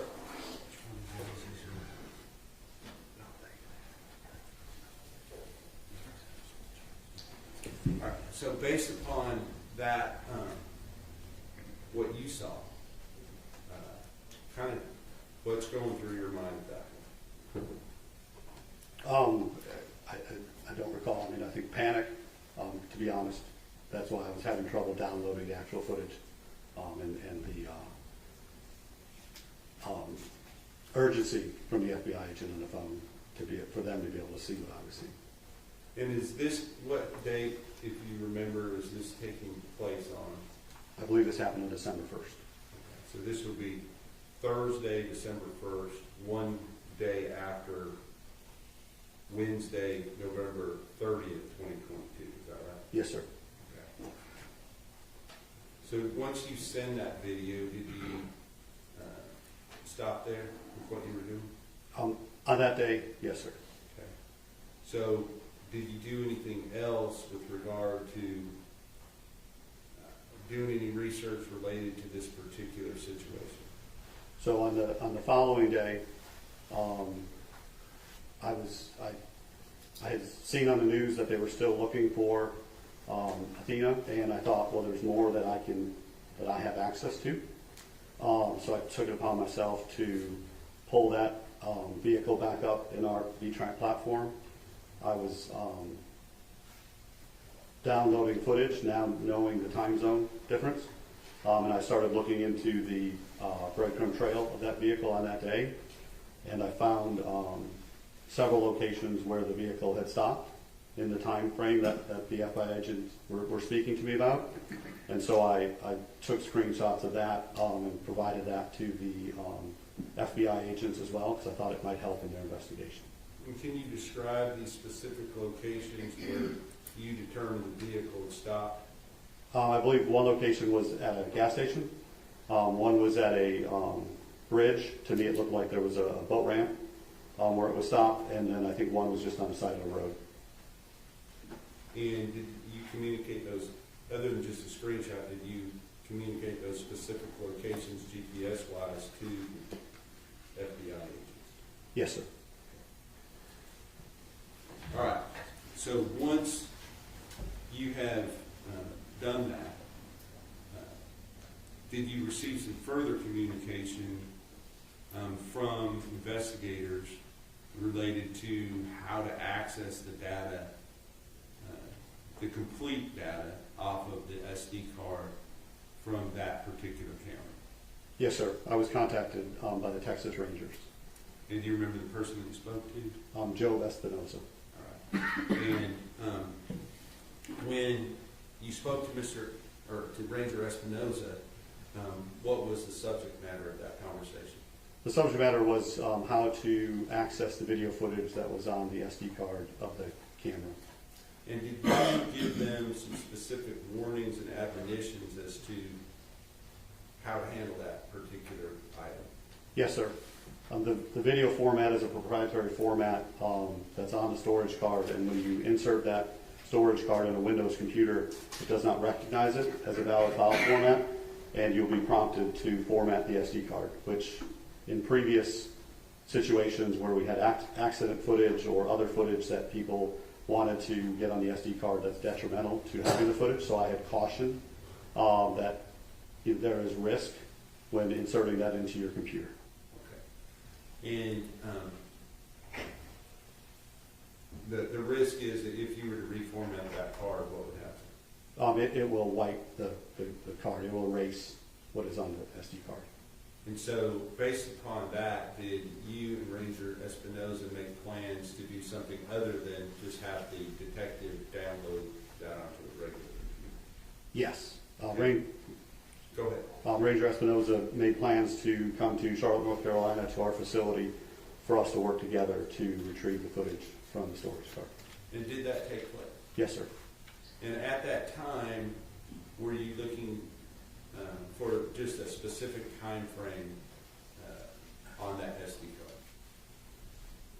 My recollection from that day is we were looking for footage because of the UTC time. I believe Ranger Espinoza has a current footage of up until midnight UTC time, which would have been 6 p.m. In Texas, but he did not have the following day UTC, which would have been 6 p.m.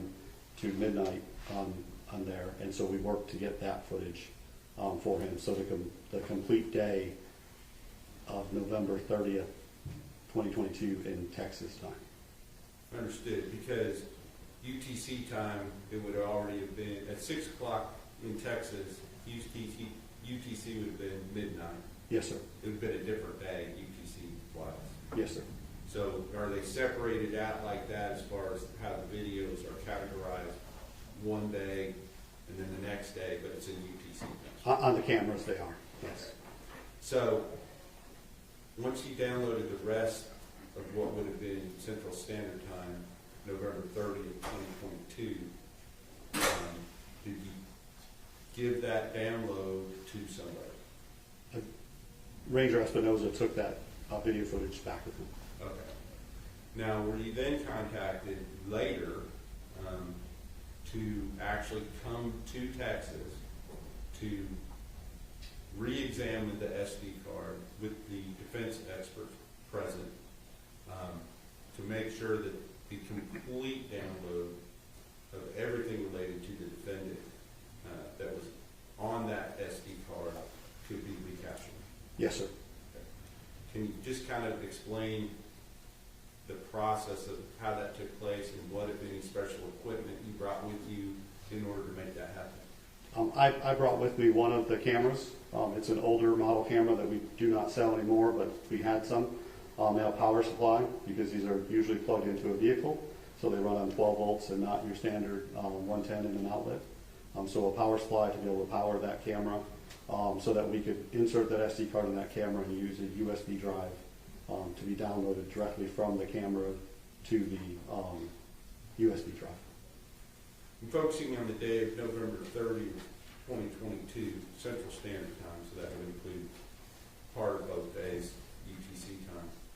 Were you able to recapture all of the video from that particular day, the entire route from beginning to end, that Mr. Horner was driving that vehicle? We were able to recover all of the video that was on the SD card from that day or days from the camera. I do not recall if there were any breaks where the camera may have turned off. Okay, understood. And let's talk about that before we ask anything else. Are there parameters as to when the camera will turn off in relation to when the vehicle is powered down?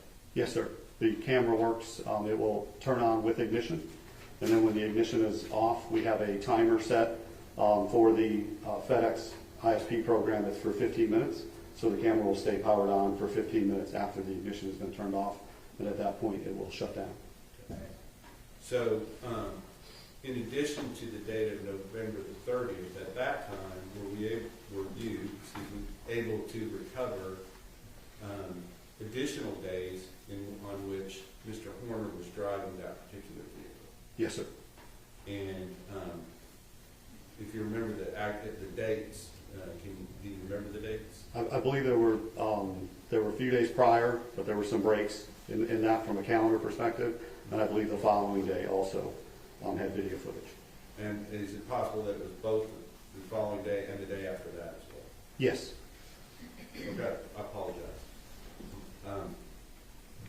The following day, on December the 2nd videos, was there actually a different vehicle that was owned by Southern Star, I believe, or a different company, ISP, that was, the video was downloaded off of that?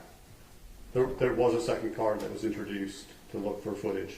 Okay, and were you able to access footage from that SD card as well, in which the defendant could be seen driving the vehicle? Yes, sir. Okay. In order to do that, you had to get the SD cards from somewhere. Where did that come from? Someone from the Wise County Sheriff's Department or law enforcement brought evidence in packages. They pointed out that it was sealed, I think more for the other people in the room, not maybe me, and opened those and had some sort of log to report that. Okay. May I approach, Your Honor? Yes, sir.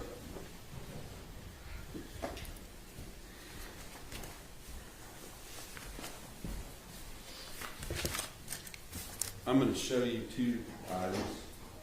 First is, do these in order of the exhibit. First is State's Exhibit 95, and the second one is State's Exhibit number 116. And do these appear to be the packages that were opened in your presence where the SD cards were retrieved from? Yes, it's the same type of package. Okay. And just looking at the different license plates and the time frames, do those appear to be related to the vehicles that we're here talking about? I don't see a license plate. Okay, right here. I don't know what the license plates were. The vehicle numbers would be what identify for myself. Based upon the fact that they were open, you examined them and saw the videos that we were just talking about. Yes, sir. Do you believe that these are where they came from? Yes, sir. Okay. So, with regard to what I would call the abduction vehicle, were there 4 separate days or 4 separate days of routes driven by the defendant? Objection to leading, Your Honor, I think. I'll rephrase, Your Honor. How many separate days were there of videos that were able to be recovered on that from that particular vehicle related to the defendant? I believe there was 4 that we downloaded. All right. And then on the final day, what we call the arrest vehicle, how many days were on that particular one? I believe just 1 partial day. Okay. You said that you brought these are already in evidence, so I'm not going to move to admit them, but you brought a special camera. Kind of explain the process of how that went down. Yeah, it was not a special camera. It was just a camera, the same model that was installed in the truck in question, and a power supply to be able to power that camera, and an adapter cable for USB to be able to insert a USB drive into that camera. And did you then, in the presence of myself and others, download those videos one by one onto, I guess it was a flash drive, USB flash drive, or a number of them, so that they could then be accessed through a regular computer, either through MP4 or AVI formatting? Yes, sir. Okay. And was that something that was a quick process, or? No, sir. It's quite time consuming to download the footage or export that footage. And we did it in segments of 30 minutes to an hour. Okay. And is it a straight 1-for-1 download? You understand what I'm asking? I do not. When you're watching it, does it take 1 minute to download 1 minute of footage? I don't know if it's exact. It's close to that. Yes. So if there was 5 different days of routes, this took a significant amount of time to do that, correct? Yes. All right. Once that had been done, on the next day at the Wise County Sheriff's Office, what happened? I believe that is when the defense joined the room, and with a video expert that they brought in as well to get copies of the footage. And were they given copies of the footage that you downloaded? Yes, they were given jump drives that contained the footage, or a hard drive that contained the footage. I'm not sure which. And did their expert also download the actual SD card in a device that he brought to be able to do that? Yes, he brought a device to make a copy of the SD card.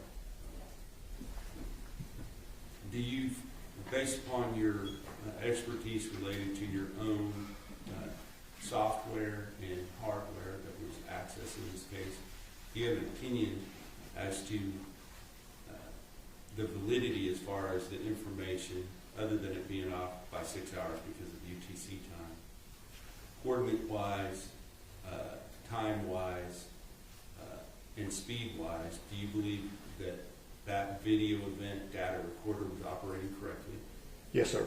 and that it was capable of making accurate recording, Yes, sir. and that it did in fact make an accurate recording on each of the days that was downloaded. Yes, sir. Your Honor, can we approach? Yes.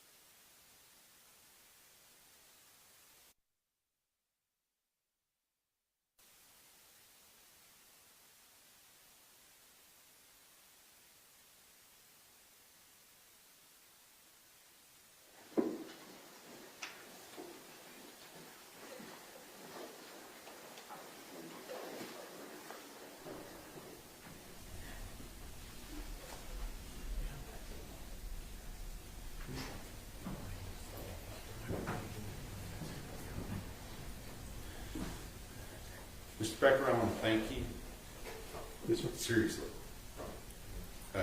for what you did in this case. And I pass the notice. Cross-examination. Yes, sir. Morning, Mr. Becker. Good morning, sir. Good to see you again. I have a few questions for you.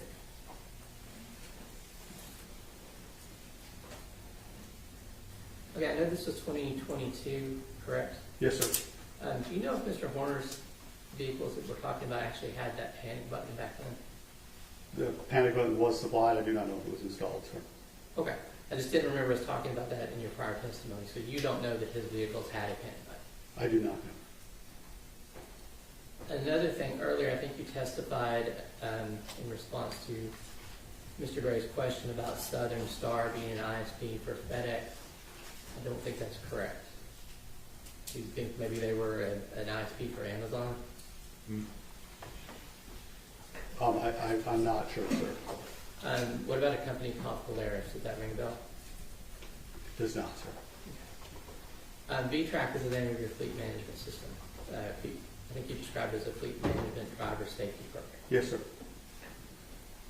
And that software you use includes machine learning, correct? Today it does, yes, sir.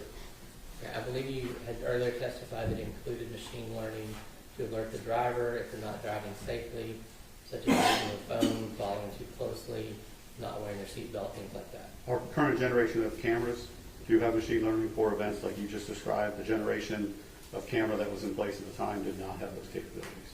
It was accelerometer-based events.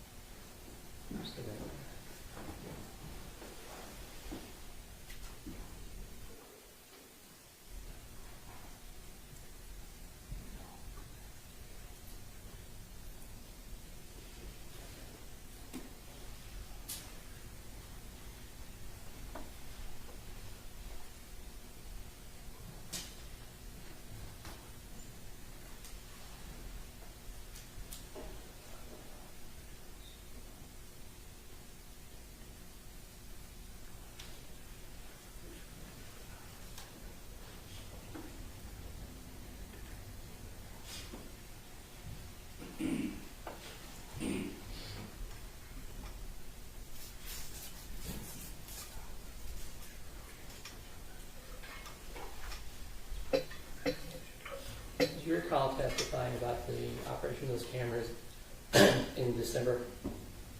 I'm sorry, can you repeat the Do you question? recall testifying about the operation of the cameras in this case in December? I can't recall specifically if that was a question I responded to or not. Do you remember when you described the EDRs, the And what does that stand for? Video event data recorder, sir. And at that time when you were asked what they do, you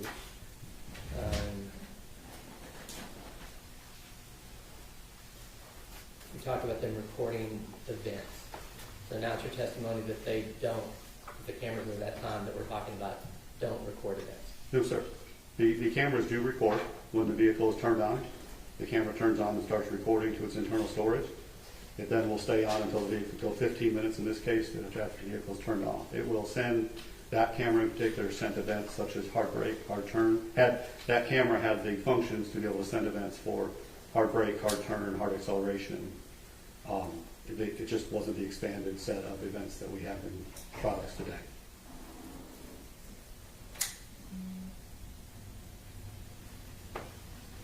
Okay, so it's your testimony today that those cameras only dealt with the driving features of the vehicle, not what the driver was doing. So the events were based on accelerometer events of the vehicle, so G-force of the vehicle. The video footage was forward-facing, driver-facing. As part of the FedEx program, we have a video review center where when those events are retrieved, we review those events and we mark for behaviors. And some of those behaviors are driver-facing behaviors. As an example, if a driver was using a phone and a hard brake occurred, we would mark that hard brake event as driver using the phone. So, but even then, it was sending that data to the cloud. The device would send an event and our cloud retrieves a specific time based on an event. So for events, the standard is 6 seconds before and 6 seconds after the event, so a 13-second clip. But as an example of a difference would be a panic event, we do 30 seconds before up until the event. Okay, and the purpose of that, making that 13-second clip is so that the ISP or whoever your client is can review those clips. Yes, the clients can see what was happening before the event was triggered and after a short period of time. And I believe you testified for so that they could do any kind of rating or any kind of coaching they needed for the driver. I'm sorry, can you repeat that? They could do ratings or coaching of the driver based on that event. That is correct, sir. And FedEx is a client of yours? Yes, sir. And you provide FedEx with these visual event data recorders. So FedEx does utilize our video event data recorders in some of their vehicles. Yes. But FedEx requires their contractors, their ISPs, to use these VERs. Yes, sir.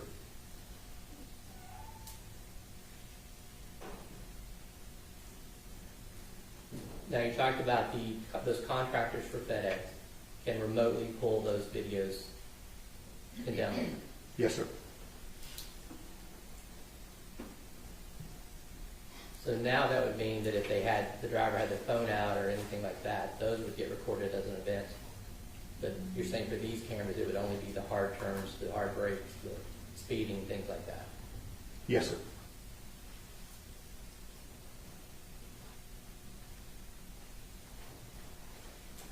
And the contractor we're talking about here was Big Topspin. Yes, sir. And all of their cameras were equipped with all their vehicles were equipped with Veloster cameras based on the FedEx requirement. I believe that all of their vehicles, I cannot confirm that. It's not a requirement that all the vehicles have the same vendor such as Velocity Solutions.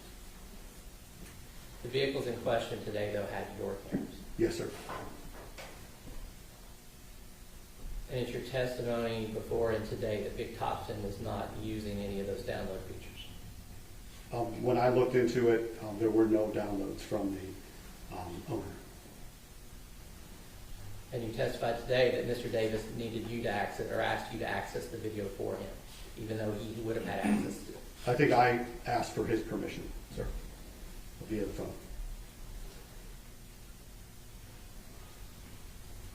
To your knowledge, did Mr. Davis ever access those videos? To my knowledge, no. But he could have. Yes, sir. And this is a fleet safety program. Yes, sir. And it's meant to monitor the driver's behaviors. Yes, sir.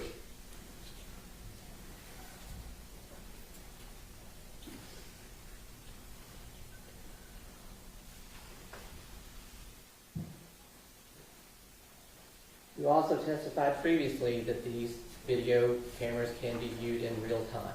Does the video, would that include the video cameras from that day? Yes, sir.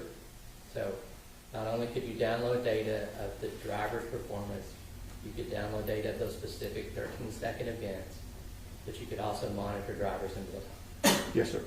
To your knowledge, top spin wasn't doing any of these things.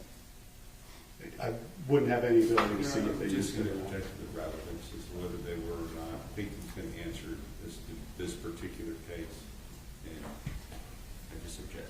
Overruled. You want me to repeat that? Yes, sir. I think I was asking, with, to your knowledge, top spin wasn't taking advantage of any of those features, reviewing the downloads of the events, reviewing in real time, doing any other monitoring. So from my analytical perspective, the tools we have in place, I can see if a user has logged into the system, and we would be able to see if there were videos downloaded. It's my recollection, I did not see either of those. That's what changed. Redirect. Just one further thing. When you downloaded that original video that you described before, did you download other clips as well for the FBI? I believe so. I don't know in particular. I'd have to look at, I had a log that I sent. Understood. What we have. Okay, all right, thank you. No further questions. Mr. Gold. Nothing further. No. Mr. Becker, do you finally? Can we approach? Okay.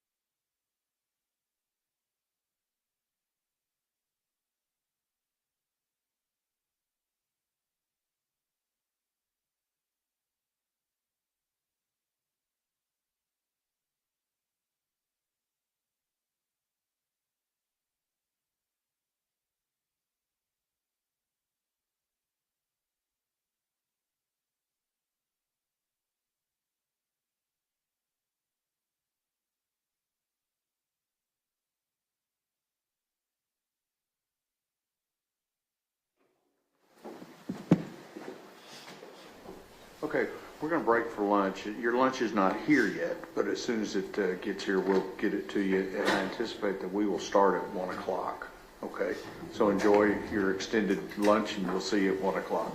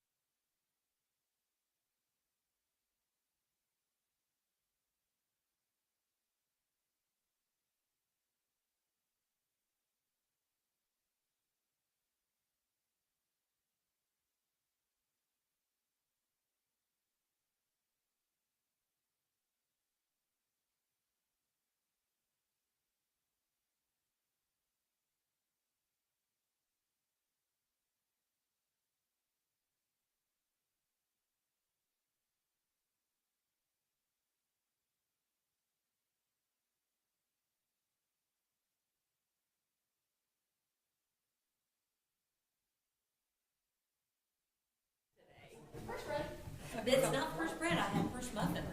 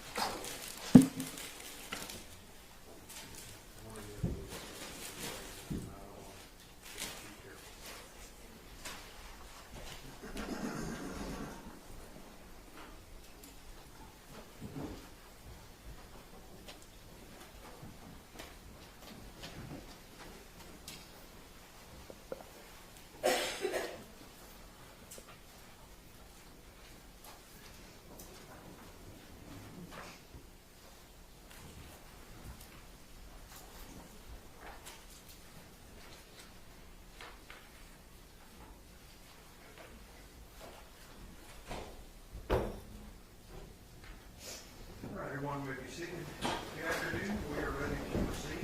Ladies and gentlemen, this witness has been previously sworn to testify truthfully. Mr. Barry. Thank you, Your Honor. Ms. Soto, please introduce yourself to the jury.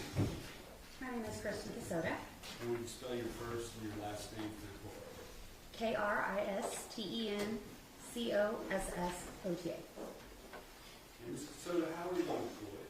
I am a supervisor team lead within the DNA section of the Texas Department of Public Safety Crime Laboratory in Garland. And how long have you been working for that agency? Hang on, let me check the mics. I don't think they're, oh, again, my bad. Imagine that. Okay, go ahead. How long do you work for crime lab, DPS crime lab there in Garland? Since September of 2013. And what type of education and experience did you have leading to your job there at the crime lab in Garland? I have a Bachelor's of Science in Biology with a minor in Criminal Justice Forensic Science and a Master's of Science in Forensic Science, both from St. Houston State University. And did you go there directly out of college, or were you employed at other places before you came to Houston? I was previously employed at a private DNA laboratory in Dallas called Orchid Cellmark for about 3 years. So, in your capacity, can you kind of just briefly describe what your duties are as far as your work there at the DPS Crime Lab in Garland? As a forensic scientist, I screen evidence for biological materials such as blood or semen. I collect and preserve biological and trace evidence. I perform DNA analysis, DNA interpretation, and prepare reports of my findings, testify in court when needed. As a supervisor, I manage a team within the DNA section where I am in charge of managing their caseload, answering questions, and performing HR duties such as timekeeping and evaluations. Understood. So, but you still perform analysis, interpretation, and issue reports on DNA findings yourself, is that correct? Yes, sir. Now, with regard to the case that we're here for today, may I approach your Honor? Yes, sir.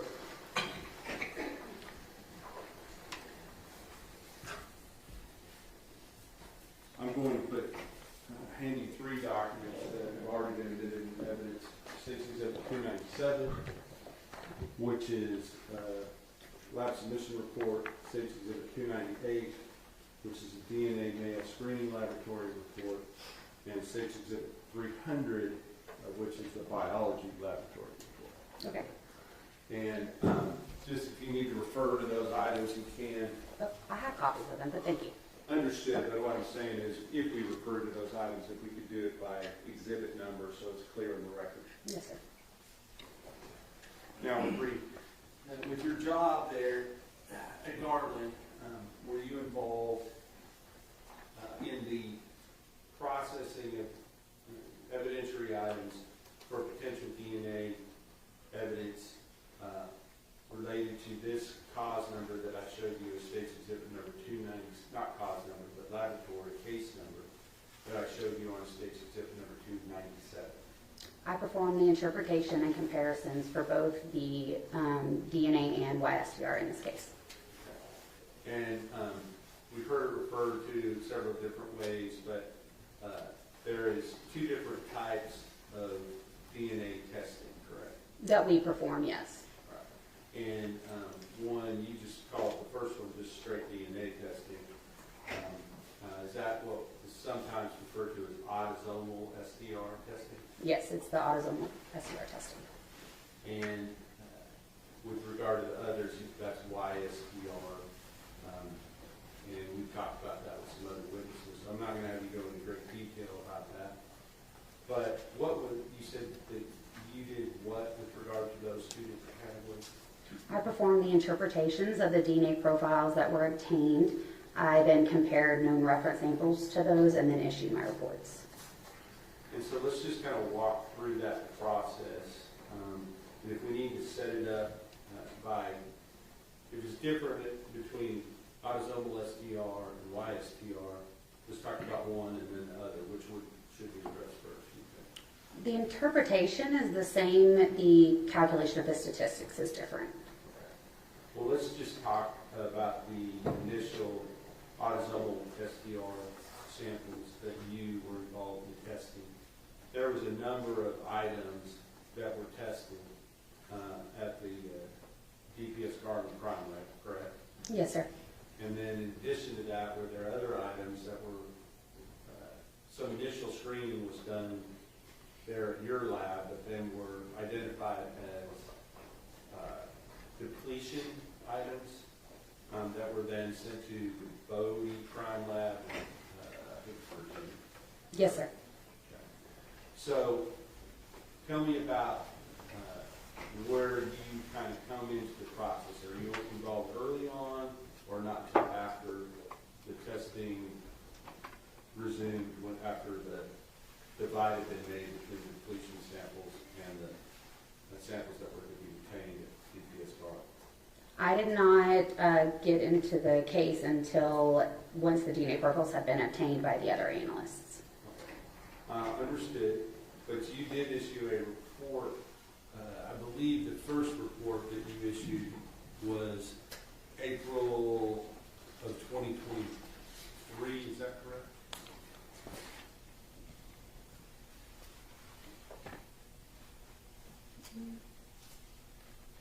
Sorry.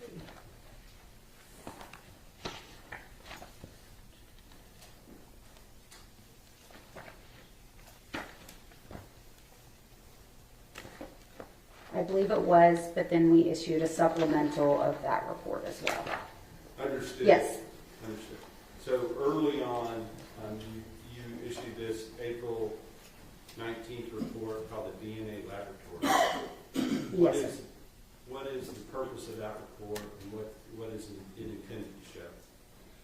That report was for the processing of the sexual assault kit that was collected, and there is a state law that requires us to process sexual assault kits within 90 days. So in cases where there is other evidence, those are typically processed first to abide with that law, and then the other evidence will get processed. So that would be a reason that the vaginal swabs were separated out from the other swabs in the sexual assault kit, is that correct? Yes, sir. All right. And can I approach her? Yes, sir. Understanding that there was a supplement that replaces this report, essentially. Objection, Your Honor, he's testifying. Rephrase your question. I was just, let me ask the question. The question is State's Exhibit number 299, do you recognize that?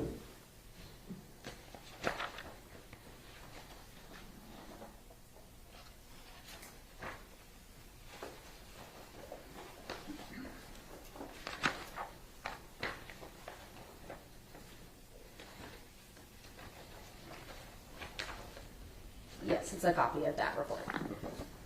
And with regard to that report, I'm going to offer States 299 into evidence.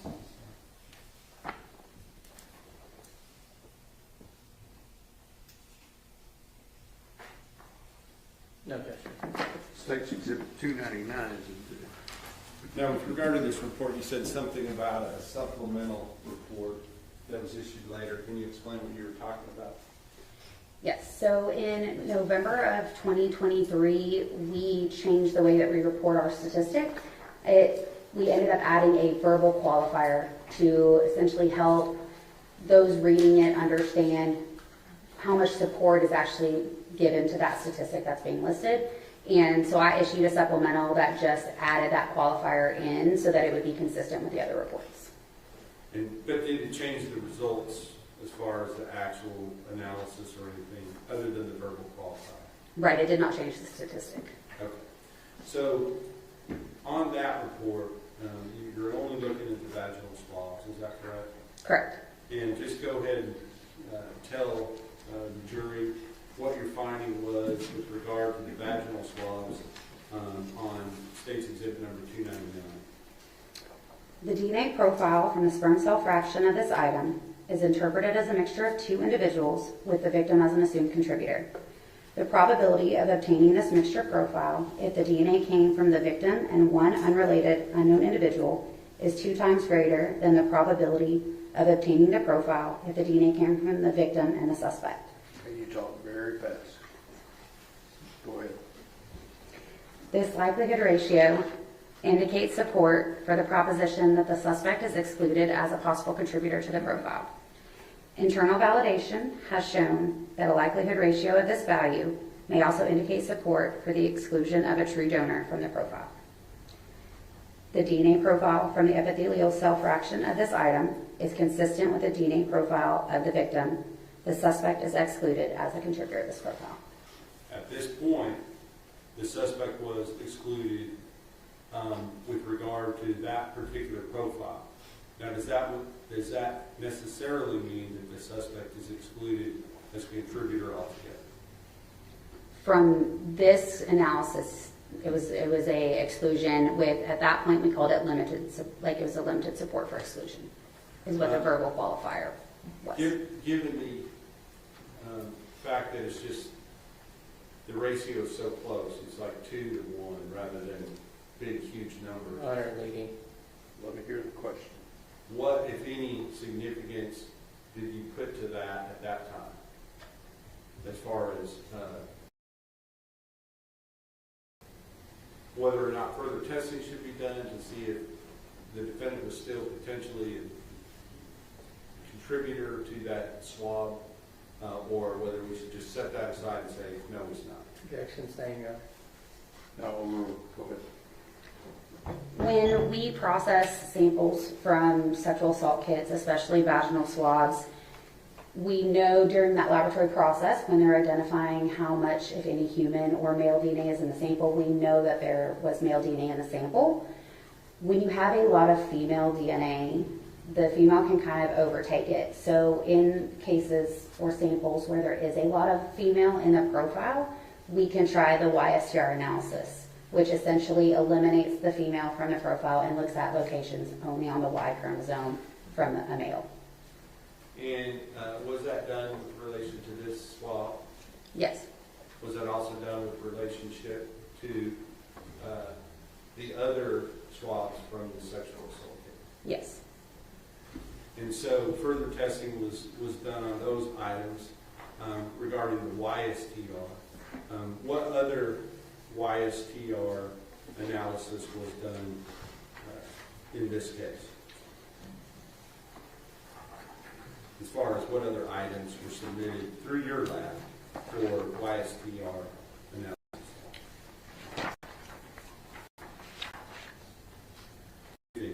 In addition to the items from the sexual assault kit, the buccal swab from Tanner Lynn Horner was also had YSTR analysis performed on it for comparison.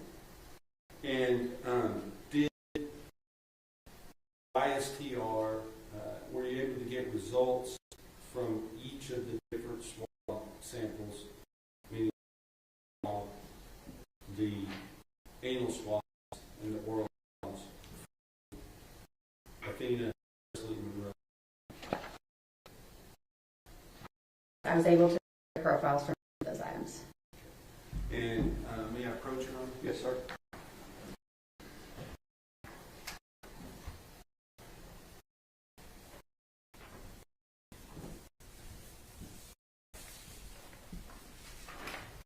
I'm going to hand state's example number 303.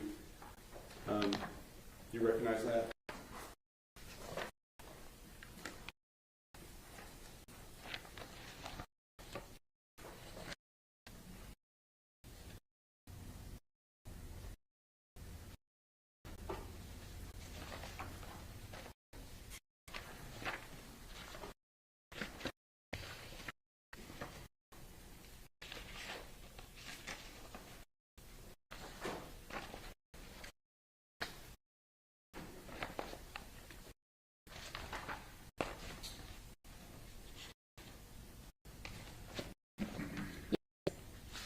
And is that, what is that? It's the supplemental report to the April 19th report. What is the only difference between the two reports? It was the addition of the level scale for statistics. Now, in regard to state's exhibit number 302, you recognize that?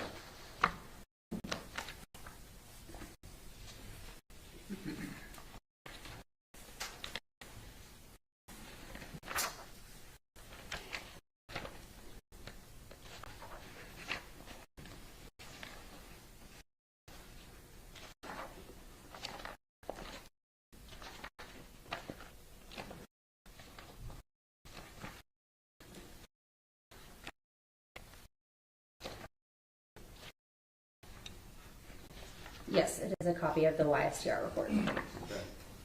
Okay. And YSTR analysis for swabs, the anal swabs and the oral swabs from Athena Strand. Yes. This time I'll offer an evidence, states exhibit number 302.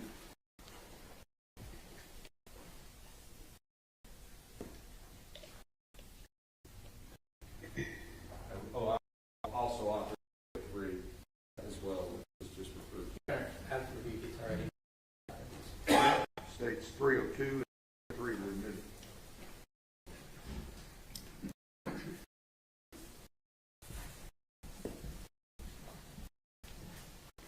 Now, before I ask the public, Mr.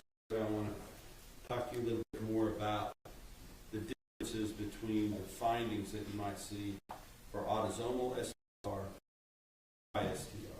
And kind of, you explain the differences and how they're different. If you can do that for the jury.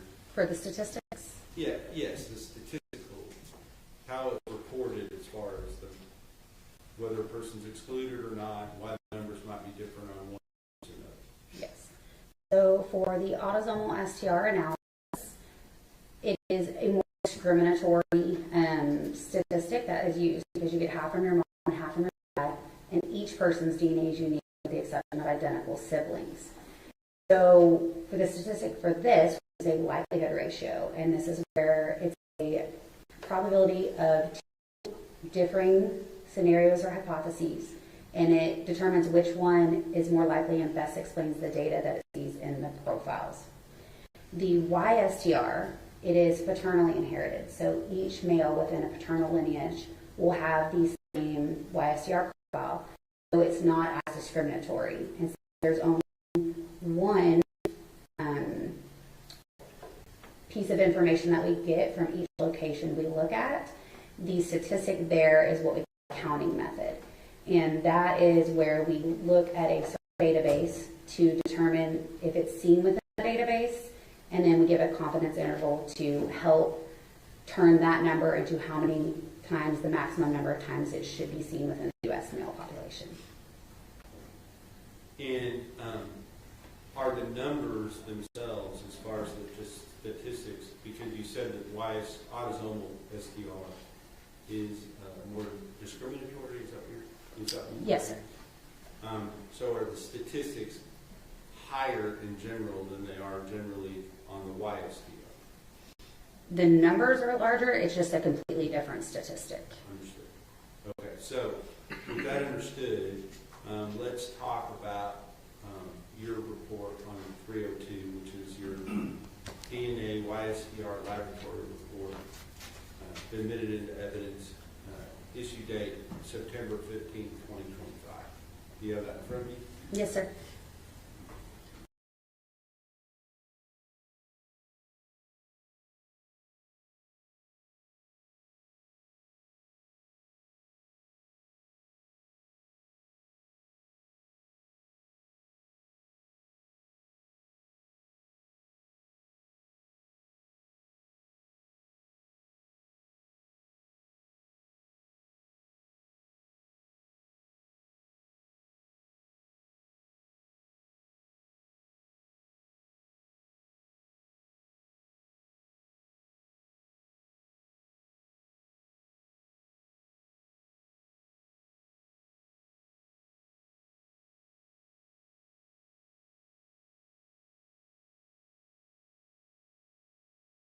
And may I publish, Your Honor? Yes, sir.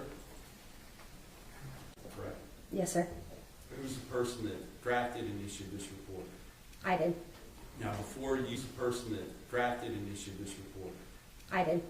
Now, before you issue this report, is there some type of a review process that it goes through to ensure that your both your analysis, your statistical numbers, or everything are consistent with the protocols for your lab and for under the Texas Forensic Science Commission as well? Yes. For each report that is released, it is first technically reviewed by another qualified analyst. Then it will also go through an administrative review process before it's released.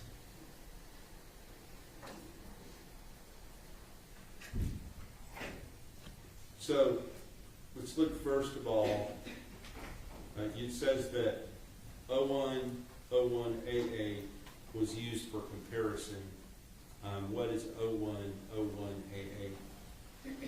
0101AA is the right buccal swab 1 from Tanner Lynn Horner.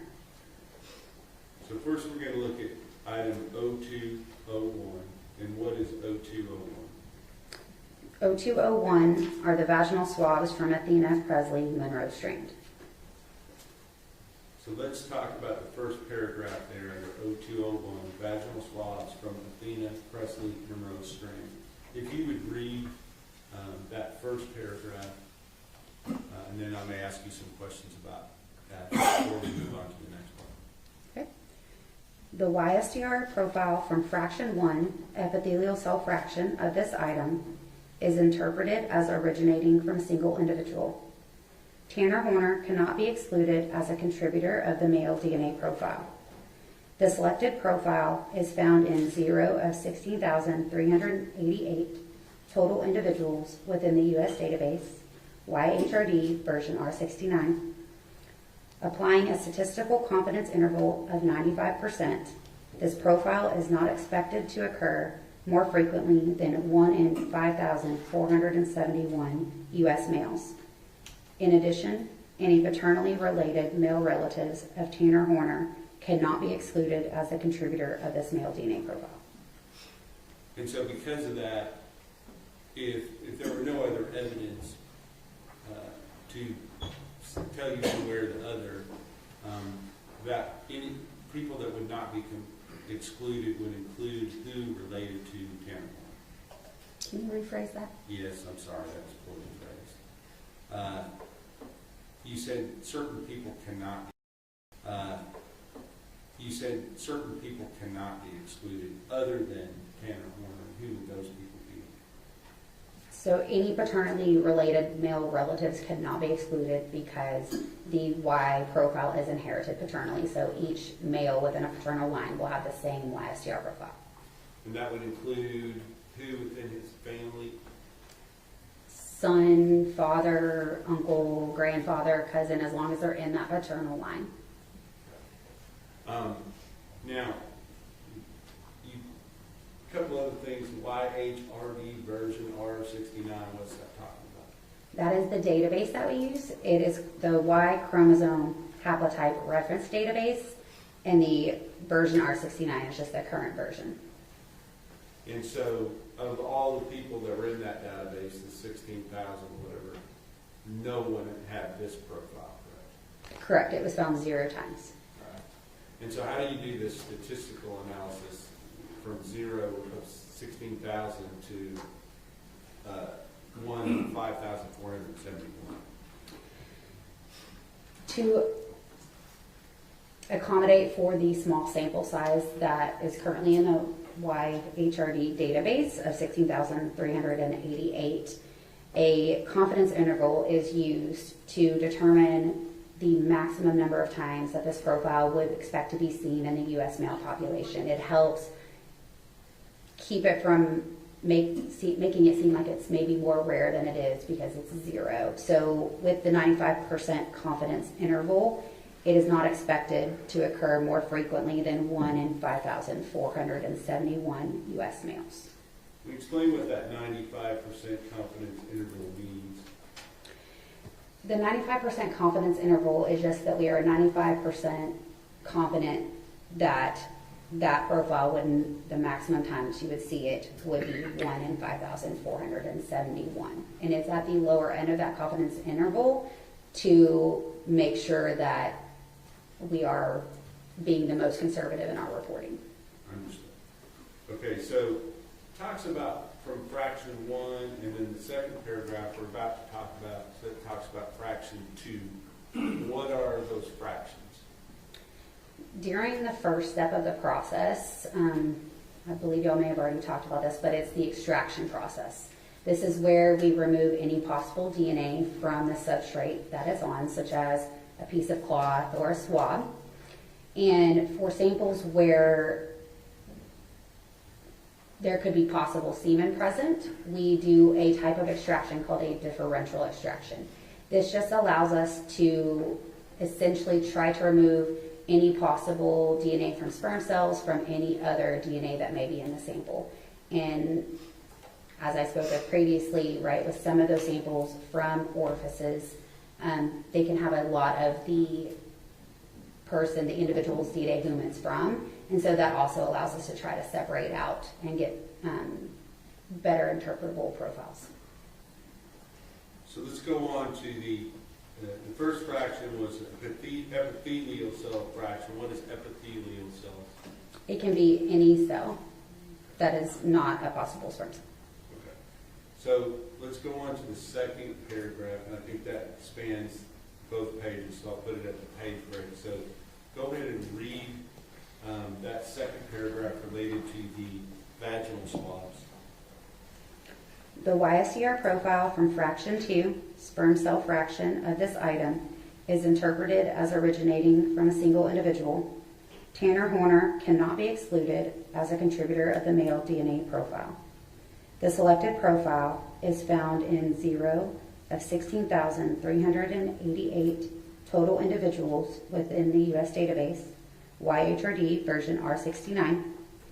Applying a statistical confidence interval of 95%, this profile is not expected to occur more frequently than 1 in 5,471 U.S. males. In addition, any paternally related male relatives of Tanner Horner cannot be excluded as a contributor of this male DNA profile. So is it essentially the same finding on both fractions, that Tanner Horner cannot be excluded? Correct. Now, cannot be excluded is not necessarily saying a perfect match. That's why we have the statistics, correct? Objection, leading. Sustained, rephrase your Right. question. So I'm just trying to explain for somebody who might not understand, because it's a little tricky when you're talking about something. You know, people want to say, is it a match, right? And do you ever say it's a match? Absolutely. No. Okay, even with autosomal testing. Correct. Why do you say it as cannot be excluded? That's just the wording. With single source samples in either autosomal or YSTR analysis, we don't call it a match, but if at any location there is information that is in the profile that is not consistent with a person being compared, they will be excluded because it can only be coming from one individual. Therefore, all of the information within the evidentiary profile needs to be consistent with the person being compared. So we don't say it's a match. It's just the way that we are worded. Understood. So let's go on and let's talk about the next set of swabs. Why is there not two fractions related to this next set? These went through the laboratory process at different times, and that was due to the amount of male DNA versus the amount of female DNA in the samples. So for the vaginal swabs, there was enough where we thought we might be able to get an interpretable profile using autosomal STRs. We know that at certain levels of a male to female ratio that female may mask that male that would be present and you wouldn't see a profile. So those we preserve straight for YSTR testing. And so they just go through a single extraction. Instead of separating it into the two different fractions, it stays as one. So with regard to the swab, the anal swabs from Athena Presley Monroe Strand, which are listed up here as item 0202, can you tell the jury what your findings were related to that? The YSTR profile from this item is interpreted as originating from a single individual. Tanner Horner cannot be excluded as a contributor of the male DNA profile. The selected profile is found in 0 of 16,388 total individuals within the U.S. database, YHRD version R69. Applying a statistical confidence interval of 95%, This profile is not expected to occur more frequently than 1 in 5,471 U.S. males. In addition, any paternally related male relatives of Tanner Horner cannot be excluded as a contributor of this male DNA profile. And then with regard to item 02, 03, the oral swabs from Athena, Presley, and Rose String. Can you read that? The partial YSTR profile from this item is interpreted as originating from a single individual. Tanner Horner cannot be excluded as a contributor of the male DNA profile at the following loci: DYS 448, DYS 19, DYS 549, DYS 437, DYS 390, and DYS 456. At these loci, the selected profile is found in 0 of 16,388 total individuals within the U.S. database, YHRD version R69, applying a statistical confidence interval of 95%. This profile is not expected to occur more frequently than 1 in 5,471 U.S. males. In addition, any paternally related male relatives of Tanner Horner cannot be excluded as the contributor of this male DNA profile. Now, this was explain the difference between the first sets of swabs and this one as far as the profile that was obtained. The first ones don't have partial, so a full profile is where we get information of every location that we're testing for. A partial profile means that we are missing information within those locations that we're looking at. But not that you have the wrong information, correct? No, it most of the time is due to the quantity of DNA that's in the profile. And even with the partial profile, were you able to get essentially the same statistical probability or likelihood ratio? It was the same statistic. And just to summarize, can you tell us whether or not Tanner Horner was excluded as a possible contributor from the vaginal swab of Athena Strand? He could not be excluded from fraction 1, the epithelial cell fraction, or from fraction 2, the sperm cell fraction. And can you tell us whether or not he can be excluded from the anal swabs of Athena Strand? He could not be excluded. And can you tell us whether or not he could be excluded from the oral swabs of Athena, Presley, and Rose String? He could not be excluded.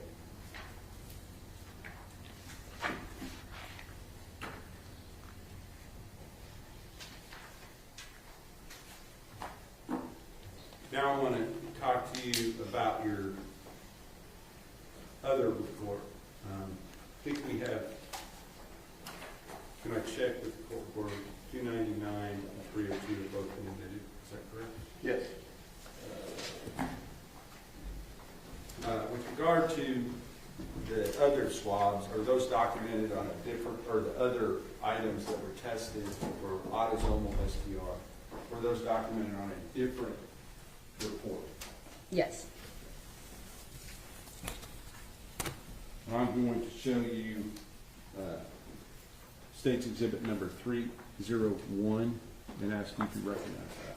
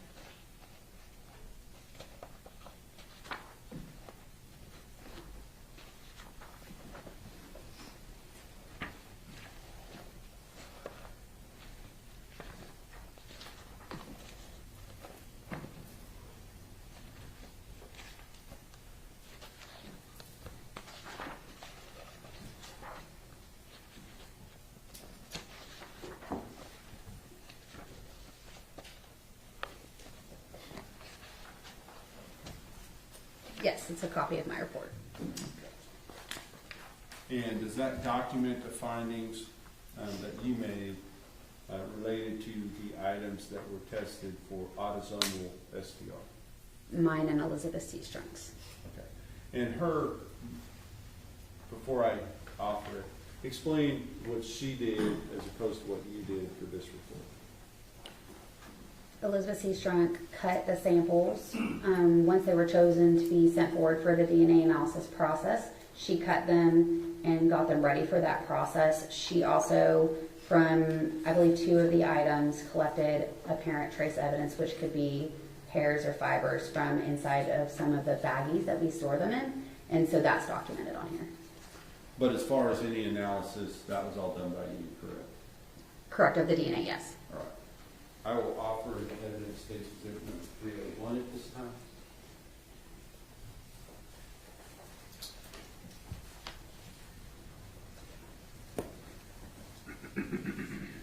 No objection. State's Exhibit 301 is admitted. And may I publish it? Yes, sir.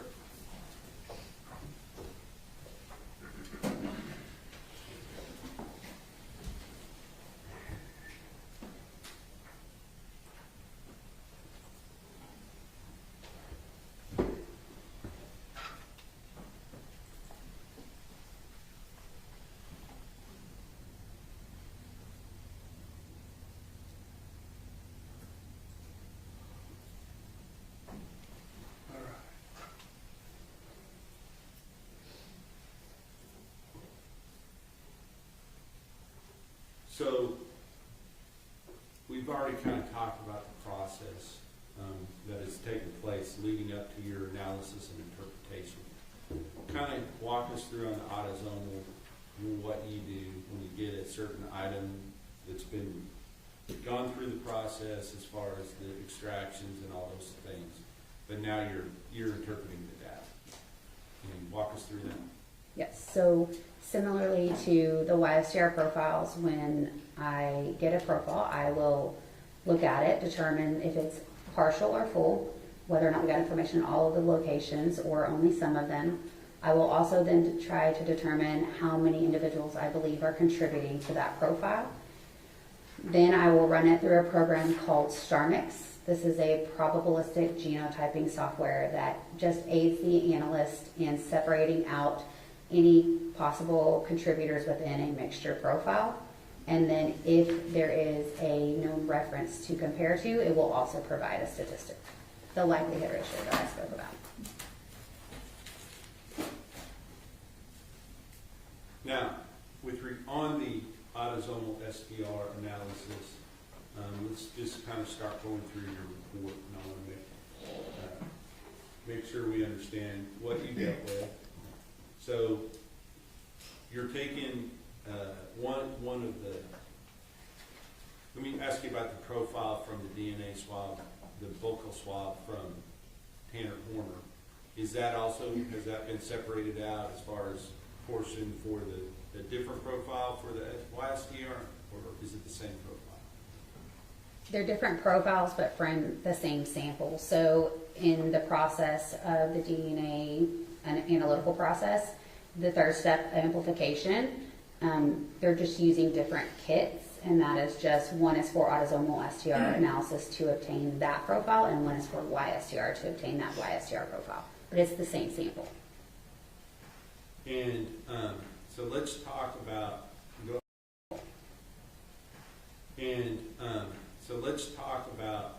start going through the actual items. So the first thing we see is 0102AB, and what is that? That is a stain from left sleeve from FedEx Polo from suspect's property. Okay. And I'm not going to have you read every word of this because we'll be here all afternoon if we do that for every item. But let's talk about, is this on fraction, was this divided into the two fractions? Yes, it was. Okay. And was, with regard to fraction 1, I want you to explain a little bit, get an understanding is, with regard to fraction 1, might you see both the suspect and the victim of a case in the same statistical analysis, like in this case, potentially? Yes. Okay, and that's the epithelial fraction, correct? Yes, we started referring to them as fraction 1 and fraction 2 instead of the sperm cell fraction and epithelial cell fraction. But yes, the fraction 1 is the epithelial cell fraction. With regard to fraction 2, if it's a female's DNA, are you going to ever have that person within that fraction? If there's a lot of female in the profile, it could also be present in that. When you're doing the differential extraction process, it's almost, kind of think about it as like when you mix oil and water and you're trying to get that top layer off, you don't want to go down too far to go into that bottom layer, so you may leave a little bit, and then those cells are actually extracted during that process. So you can have both in that. Okay. But let's talk about, first of all, on this, the epithelial cell fraction. So we're talking about the left sleeve of the FedEx polo from the suspect's property. And as far as whether that was from his house or whether it's from his property in jail, that's explained in the, I think, in the previous testimony as to which is which. I believe from Jackie had done the initial screening. Correct. So on this, with regard to this particular, would this be a stain? So a stain is something that's cut out of an item of clothing, correct? It could be cut out. It also could be swabbed. It was just a specific area on that clothing that was determined to be sent forward for processing. And what was sent forward for processing, can you give us what the findings were for that particular item? The DNA profile from fraction 1 of this item is interpreted as a mixture of 3 individuals. The probability of obtaining this mixture profile if the DNA came from Tanner Horner and 2 unrelated unknown individuals is 53.1 septillion times greater than the probability of obtaining this profile if the DNA came from 3 unrelated unknown individuals. Okay, stop there for a second. So in this part of the statistical analysis, you're just determining whether Tanner Horner can be excluded, is that right? Correct. Every known reference that we have is compared to every evidentiary profile to determine whether or not they could be included or excluded. So then you next look at whether or not the victim can be excluded, is that correct? Correct. Objection leading, Your Honor. Sustained, don't read your witness. Apologize, Your Honor. What were your findings with relation to the victim as far as whether or not she could be excluded? The probability of obtaining this mixture profile if the DNA came from Athena Strand and 2 unrelated unknown individuals is 951 trillion times greater than the probability of obtaining this profile if the DNA came from 3 unrelated unknown individuals. So now we know, what do we know as far as them individually? Can either one of them be excluded? So those likelihood ratios, they are an inclusionary likelihood ratio. Okay. So both of them are included, is what you're saying? Correct. All right. So now, when you put them both together, do you do another statistical analysis as to what the likelihood is that they both are contributors? Yes. So when we run the statistic with each individual and there's an inclusionary statistic obtained, we want to make sure that while they are included separately, that they also are included together in that profile. Okay. And what was the likelihood with regard to both of them being included in the profile? The probability of obtaining this mixture profile if the DNA came from Tanner Horner, Athena Strand, and 1 unrelated unknown individual is 133 duodecillion times greater than the probability of obtaining this profile if the DNA came from 3 unrelated unknown individuals. These likelihood ratios indicate very strong support for the propositions that Tanner Horner and Athena Strand are both contributors of the profile. And at the end of State's Exhibit number 301, do you have some graphs that show the different likelihood ratios and what the propositions that come from them and the numbers related to that? There is a chart, and that's it tells what the likelihood ratio number is, and then the verbal scale, that was the addition, and how much support that likelihood ratio is actually given to that hypothesis. And what does it have to be in order for it to be listed as very strong support? That would be a likelihood ratio of 1 million or more. Okay, and in this case, I believe you stated it was 133 duodecillion times, correct? For the co-contributor statement, yes. With both of them being contributors, Correct. as opposed to 3 under labor. Is that right? Correct. So, with that, can you kind of give us a frame reference for what duodecillion means? Because that's not a number I think a lot of us use. No, so a duodecillion is a 1 with 39 zeros. A billion is a 1 with 9 zeros. A trillion is a 1 with 12 zeros. So it kind of, those are numbers that you may be able to grasp. So, and we're going to go down through, kind of use that as a framework with which to discuss the other statistical findings from the different stains. So there is, the next item is 0102AB. Is that another stain from the same shirt? Yes.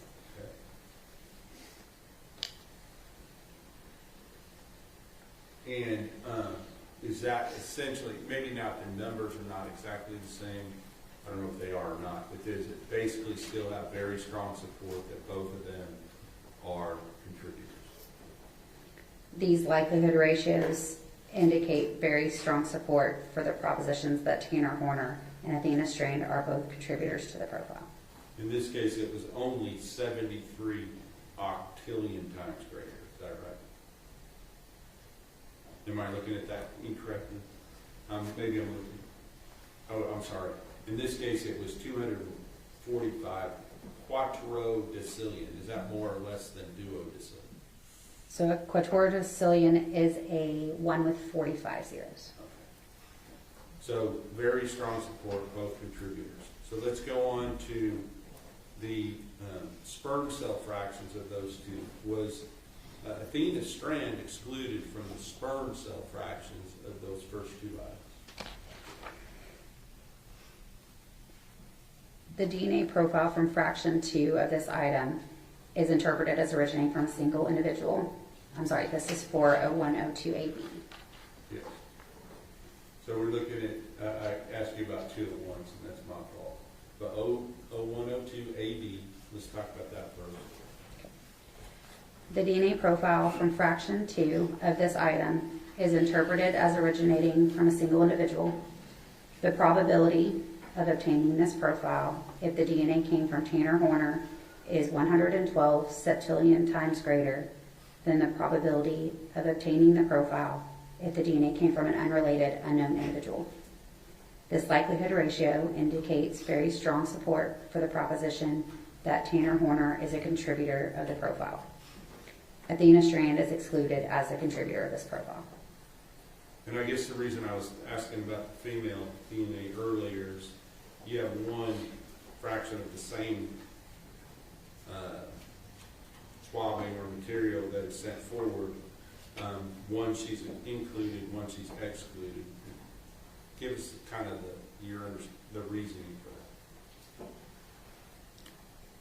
You understand what I'm saying? You got the epithelial section, you got the sperm cells fraction. One she's strong, very strong support, she's one of the contributors, versus the other she's excluded. Correct. So, is that because it's really just looking for male DNA? Sustained, don't leave your witness. Yeah, reasoning for that, is there?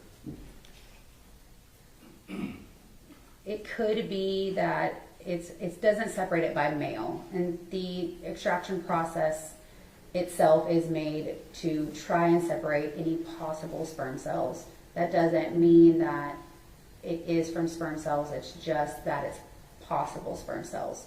And like I said, there could be that bleed over where someone could be included in it, but we can't say what exactly type of DNA that sample is from. But on these two samples that we've talked about so far, when the sperm cell fraction was separated out, can you tell us whether or not Athena was actually excluded from the sperm cell fraction? She was, for a 102 AB, she was excluded. And what about the next one, a 102 AB? The DNA profile from fraction 2 of this item is interpreted as originating from a single individual. The probability of obtaining this profile if the DNA came from Tanner Horner is 116 septillion times greater than the probability of obtaining the profile if the DNA came from an unrelated unknown individual. This likelihood ratio indicates very strong support for the proposition that Tanner Horner is a contributor of the profile. Athena Strand is excluded as a contributor of this profile. Okay, now let's talk about, we know that the first several swabs or cuttings that were sent forward were from the FedEx polo from the suspect's property, correct? Correct. So that would include a 102 AB, AD, AE, AF, and AG, and a H and AI as well, correct? Correct. And were those similar findings on the others is what we've already described? I mean, I don't want to go, maybe I won't ask you to compare because I know you got to read the whole thing if I did. Correct. So what I'm going to do is just say, those come from the same item of clothing. So essentially the results that we've already received kind of give us the information we may want to know about that particular clothing item. No objection, I lady. was going to say, is there a question? Okay, let me move on. Please do, let's move on. Let's move on from the polo shirt. Now let's talk about the swabbing of the stain from the inside of the gray sweatshirt from the suspect's property. Okay. What were the findings related to that item on the autosomal STR? For a 103 AA, Is that one? Some of these, I don't necessarily. If there's not findings that connect both the two, I'm going to skip over those. Is that one? If it comes from, if an item of clothing comes from a specific individual, can you tell us whether or not what your expectations would be as far as finding that particular individual's DNA on that particular item? I can't speak to if I expect DNA, but when the transfer of DNA from your skin, whether it be on clothing or something you touch, there is a possibility that there is transfer of your DNA, so it is not uncommon to find a person's profile on something that they wear.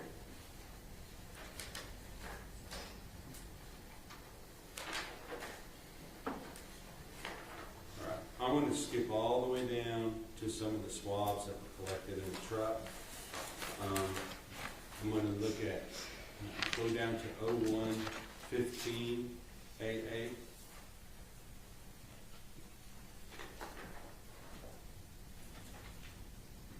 And what was that? A 115 AA is passenger side cargo door step swabs from truck. Give me just a second to get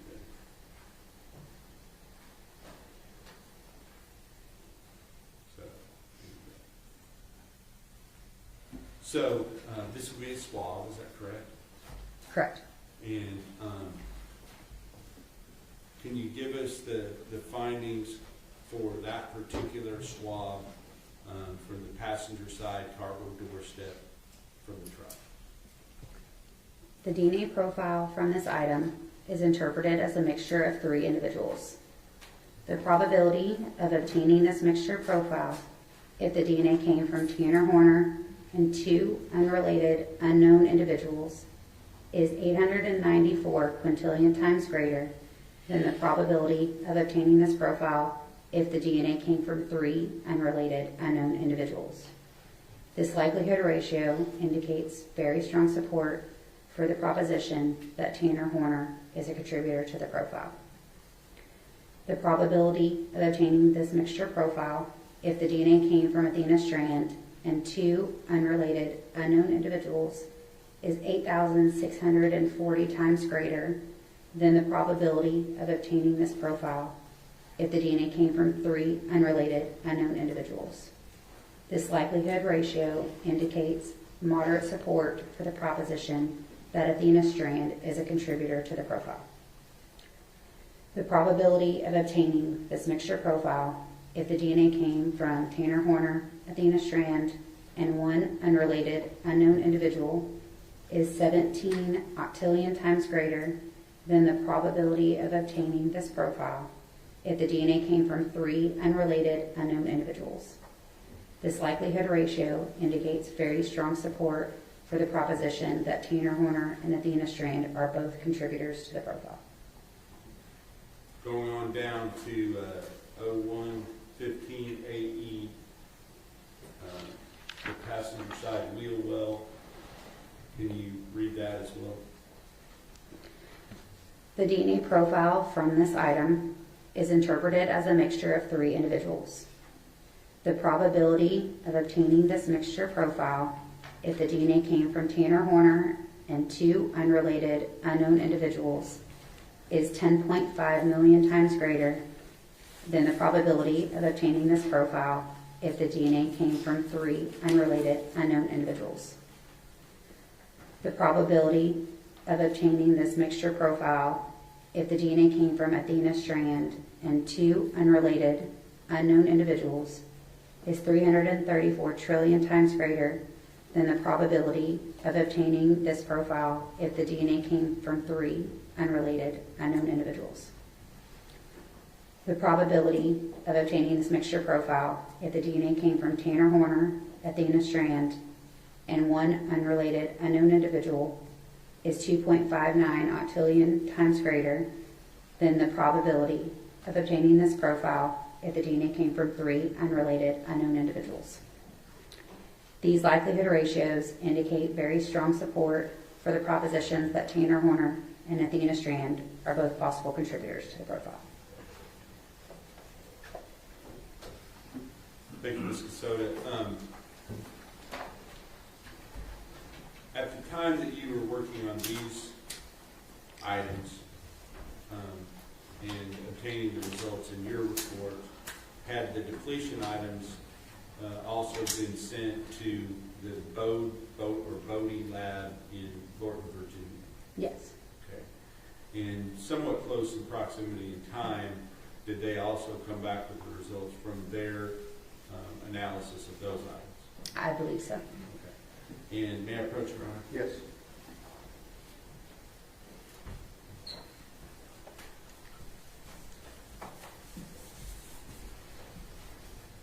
I'm going to show you what has been marked as State's Exhibit number 304. Could you look at that and see if you recognize that or have seen that before?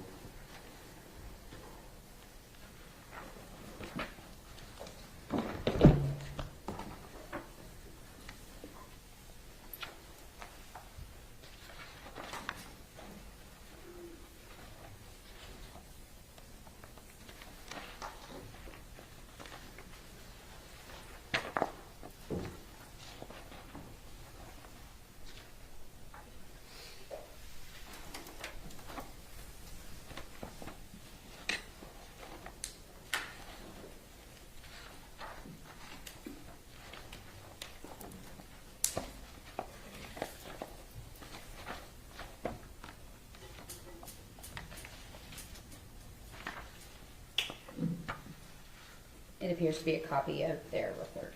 Okay. Your Honor, I'm going to offer the evidence, State's Exhibit number 304, pursuant to some previous. Yes, Your Honor, no objection pursuant to our previous discussion. Okay. State's Exhibit 304 is admitted.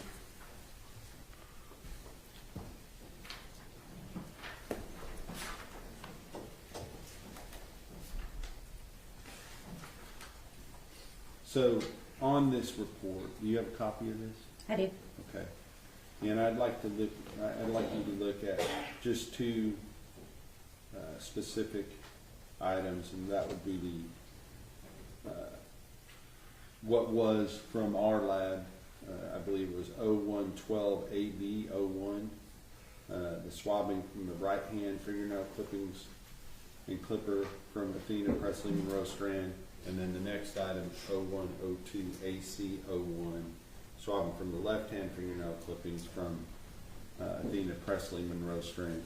0112 AC. 0112 AC 01. Is that good? Yes. All right. So if you can find those in the results, I'd like to just read their results in related to those items.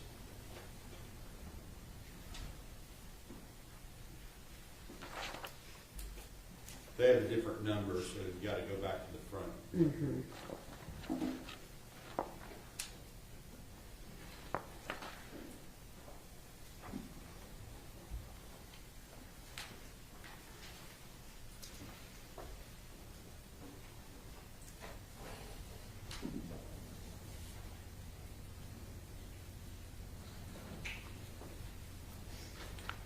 So there's some results at the beginning.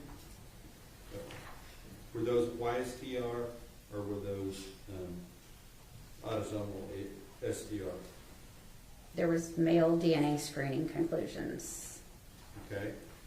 I'm not worried so much about that. I want to look at page 4 on the YSTR profile obtained from those items. Can you read the results on those? Their report states samples CCX2517-0764-E-05 and CCX2517-0764-E-06 were processed for DNA typing by analysis of short tandem repeat STR loci specific to the male Y chromosome, also called YSTRs, using the PowerPlex Y23 kit. All right. So if you go down to part 2, under there, where it says a YSTR profile was obtained from the sample ending in 05, which corresponds, if you look at the first page, what does that correspond with? That corresponds to 0112 AB01, which was the swabbing of right hand fingernails, clippings, and clipper from Athena Presley Monroe Strand. And what was the result, looking back at page 4, with regard to the YSTR profile obtained from that item?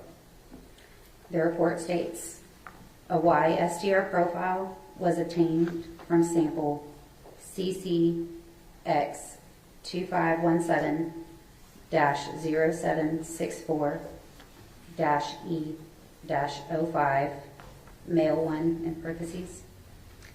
Tanner Horner cannot be excluded as a possible contributor of the YSTR profile obtained from sample CCX2517-0764-E-05.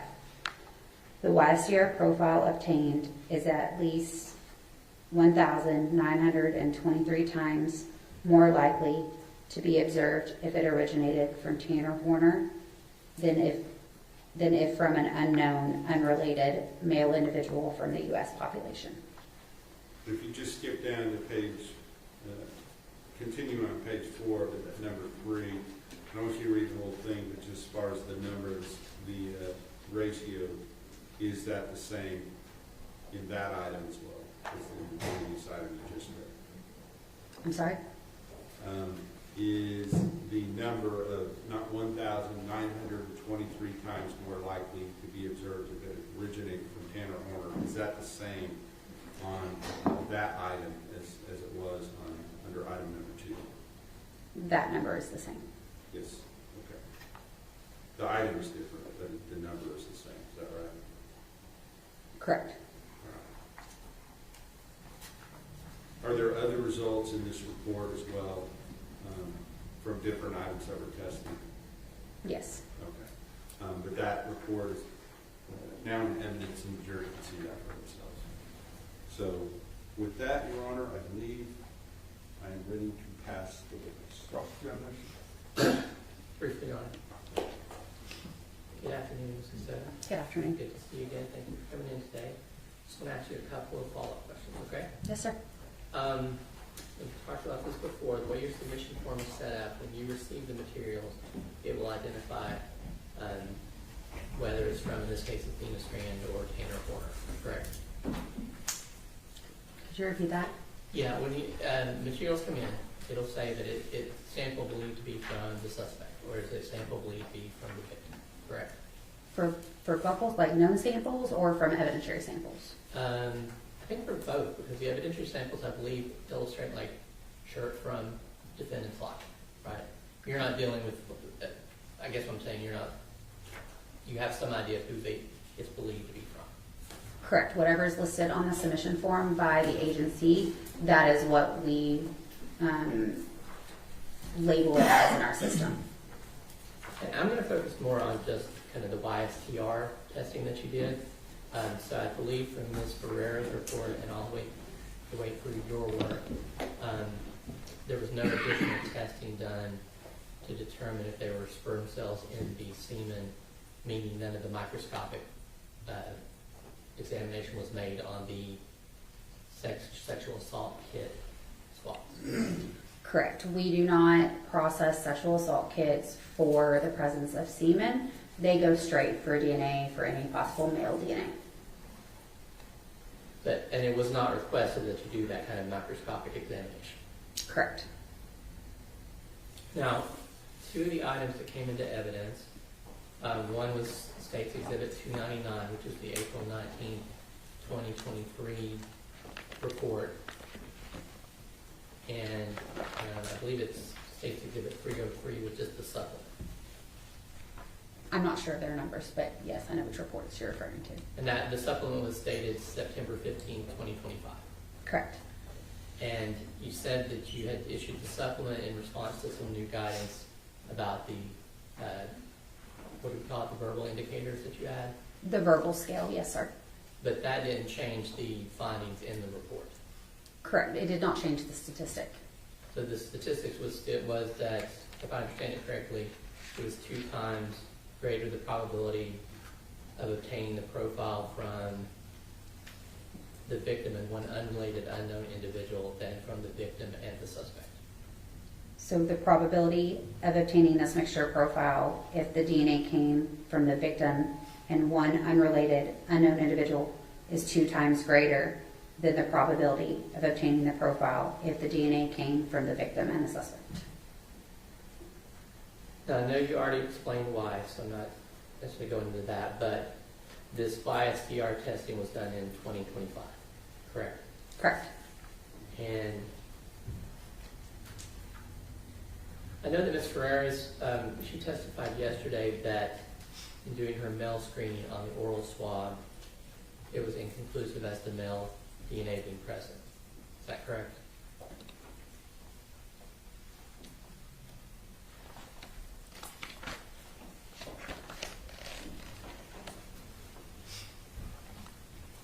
Her report states the detection of male DNA on this item was inconclusive, utilizing the Plexer HY quantification kit Due to the low male quantification value, the item was collected and retained. That's the same swab that you used in your testing, correct? Correct. Now, earlier when you were testifying about the persons who are not excluded, you talked specifically about male relatives of the defendant. Correct. But that wasn't, the statistics are a little confusing. The 1 in 5,471 U.S. males means that there are other males that would not be excluded as well. That is a possibility. Because there's, I don't know how many males in the U.S., but 150 million plus. Correct. It's used to put the statistic of 0 in 16,388 into the maximum number that it could possibly be seen within the U.S. male population.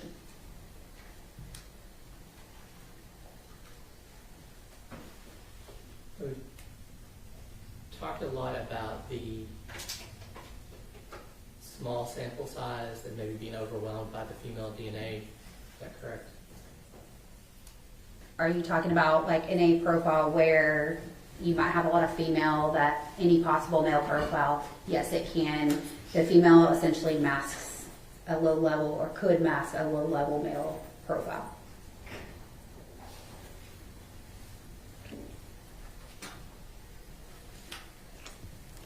Now, we talked about separating it into fraction 1, the epithelial fraction, fraction 2, the sperm fraction, but you testified today that that doesn't necessarily mean that all of the DNA in the sperm fraction is from semen. Correct. And probably the same with the epithelial side. You can't know all the sources of DNA, but you're trying to separate them. Correct. Do you know, if I said a single drop of semen contained roughly 1 million sperm cells, 750,000 sperm cells, do you know if that would be roughly accurate?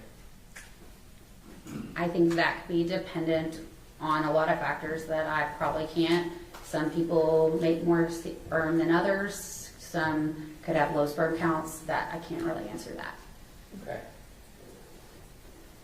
So you wouldn't necessarily know if on average ejaculate would be around 300 million sperm cells. I'm not aware of the number. So on the measurements that you made for the vaginal swab, is the DNA roughly 1 nanogram? For which one? I'm sorry. For the vaginal swab.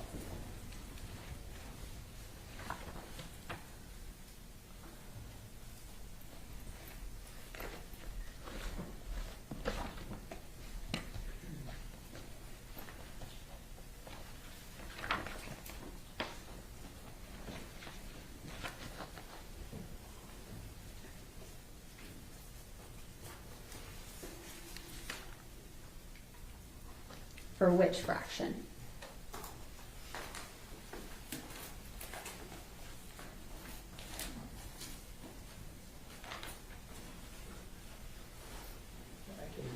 May I approach on? Yes.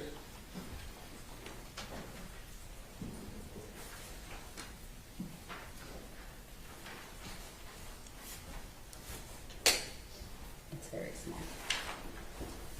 I'm not going to seek to admit those, but I was relying on that calculation. I believe it's the first two we're talking about. Correct. So it's yes. Okay. You can hold on to that for a second. Okay. Okay, so we're talking about roughly 1 nanogram of DNA material. So in the quantification step, we look at how much total human DNA is within the sample as well as how much male DNA is within the sample. In the sperm cell fraction, or fraction 2 of the vaginal swab, the total autosomal amount of DNA within that sample was 4.46 nanograms per microliter. And then the epithelial cell fraction, or fraction 1, it was 117 nanograms per microliter of total DNA. Okay. So the DNA in a single sperm cell is roughly 0.0035 nanograms. I don't know the exact number. Okay. And so, but we can take your numbers, divide it by that, and we'd have some idea of how many, if they were actually sperm cells, how many sperm cells would be present.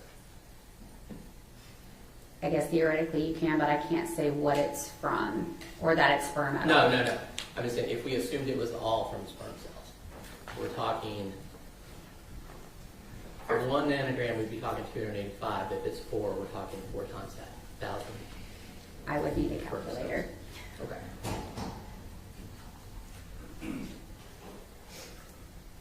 Now, you are not, obviously not involved in actually collecting those swabs, correct? That's from the autopsy. Correct. And we talked before, and I talked to Ms. Kelly a little bit about the portions of your job that are kind of subjective, why we need a human interpreter. Can you talk a little bit about that, please? The interpretation itself can be subjective. I am, based on your training and your experience, you are looking at these profiles and looking at a lot of different factors within each location that we look at and the entirety of the profile to determine how many individuals we believe are contributing to that profile. And I use the example with her, and I believe I've talked to you about this before too. I'm not a microbiologist, so I see the little chart that prints out, and you've got the gray lines showing where the alleles would be, and that's kind of the thing you have to look at and decide what's an artifact, what's real, what's a mixture, that sort of thing, correct? Yes, sir. So, and specifically with the YSTR, you don't get to use the StarMax software with that, correct? StarMix. StarMix, sorry. Right. And that's not available because this is a different thing you're looking at, so you're having to do those calculations differently? Correct. Okay. And then that's kind of where your interpretation comes in, and then you get others to help you review it. Correct. Each one is technically reviewed by another qualified analyst and then administratively reviewed. Now, also in your lab, it noted that the information you came in was submitted to CODIS. Which, I'm sorry, can you tell me which report? Should be 302. I'm sorry, I just have the state exhibit number. Okay. That would be the Hold on. September 15th, 2025 sexual assault kit one. That's none of these. Which one? I think it was the September 2025 sexual assault kit one. It may have been on the other one, last one you had. But for the vaginal swabs on that report? Yes. Okay. So what is CODIS? So CODIS is the Combined DNA Index System. This is a national database that offender and arrestee and detainee samples are entered into, as well as any profiles from evidence samples. And then this is used to hopefully connect either cases to each other or cases and unknown profiles to individuals. And to your knowledge, there were no hits, there were no connections made from that entry. Not that I'm aware of. Pass the witness, Your Honor. Please, correct. No further questions, Your Honor. May this witness be excused? Yes, Your Honor. Thank you, ma'am.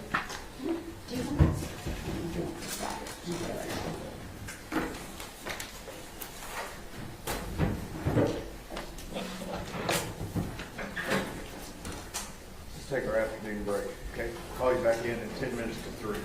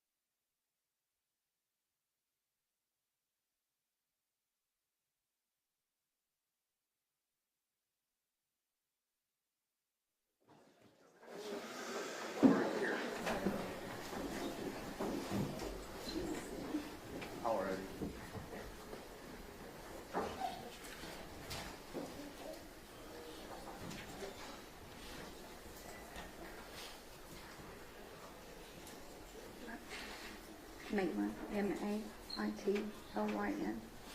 And my last name is Gandy, G-A-N-D-Y.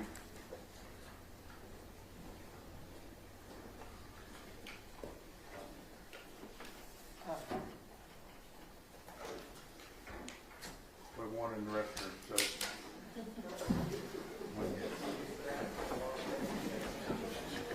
I'm sorry? Ready? Nope.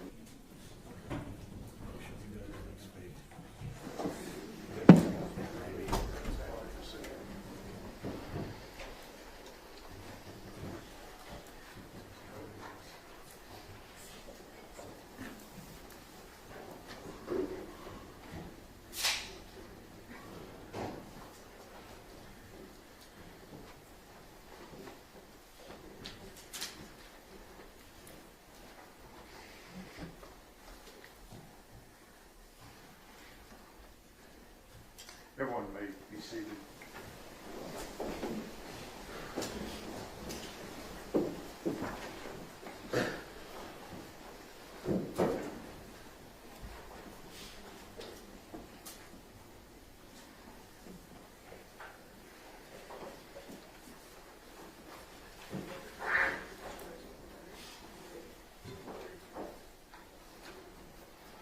All right, we are ready to proceed, ladies and gentlemen. This witness has been previously sworn to testify truthfully. Mr. Staten. Thank you, Judge. Ma'am, we've seen you sitting here in court since this case started. Would you introduce yourself to the jury? My name is Maitland Gandy. I'm better known as the mother of Athena Strand. And I'm going to show you something that's been admitted already in the evidence. Would you please? Yes.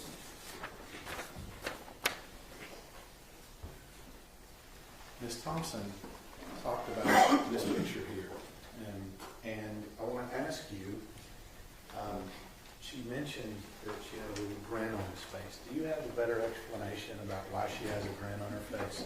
I do. So this was taken about a month before she was murdered, and we were at a Mexican restaurant in our hometown, and I wanted to get a picture of her and her baby sister, my baby sister, all together, and she stole an orange from my drink, and she had it in her mouth to look like it. She looked like a little monkey, and I took the original picture, not noticing the orange in her mouth, and then of course, being the mom that I am, I said Athena Presley, and she immediately closed her lips around that orange so she could hide the orange and take the picture that I wanted. That's the reason for the grin. Yes, sir. You said this picture was taken when? About a month before she was killed. Let me show you another picture that's been admitted to the evidence. And I think we've seen this one. When was this picture taken? That was taken on November 26th of 2022. It was a Saturday. It was about 1:30 p.m. And that was in the front seat of my Jeep. And notice she's got a white shirt on here. What's the symbolism of this white shirt? What's she wearing? It says, "We are family 2022," because we always had matching fall pajamas for Halloween and matching Christmas pajamas. It was a part of our holiday tradition. And was it just her, or was there somebody else with her when you all did this? No, you can see my baby, Rylan. Is this right here? Yes. And how many days before she was murdered was this picture taken? 4 days. 4 days. And I'm noticing something on her head here. What's on her head? That is her red bow for Christmas, because red was the theme for our family that year. Ma'am, I notice you have something in your hand there. Show that to the jury. This is her red bow. Is that the same red bow that we see in that picture? Yes, sir. Do you leave home without that? Not when I come to this state. Okay. Maybe back home every once in a while? Every once in a while. Quick trip to Walmart, maybe. Something else about this picture. Was this one of the last times you saw Athena? I had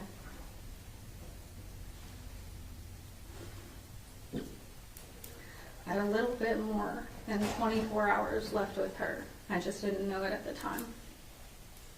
And we heard from Ms. Thompson that Athena was living here for a little while. And I guess that little more time is the time it took you to get from where you were in Oklahoma to the meeting spot with Jacob. Is that right? Yes. Okay. And I say Jacob. Who's Jacob? Jacob is Athena's daddy. Okay. And where do y'all normally meet? ASAP in Bowie, Texas. Okay. Is that a convenience store? It's a gas station of sorts. It's gotten better over the years. Okay.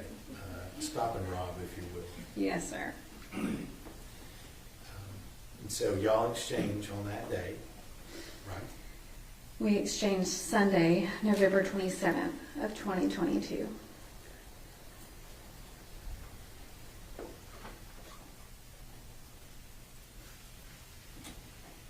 You remember the last thing you said to Athena? I told her that I loved her and that I would see her on Friday. We had a quick drop off because her daddy was going to take them to the Christmas lights that night. So it's not the goodbye that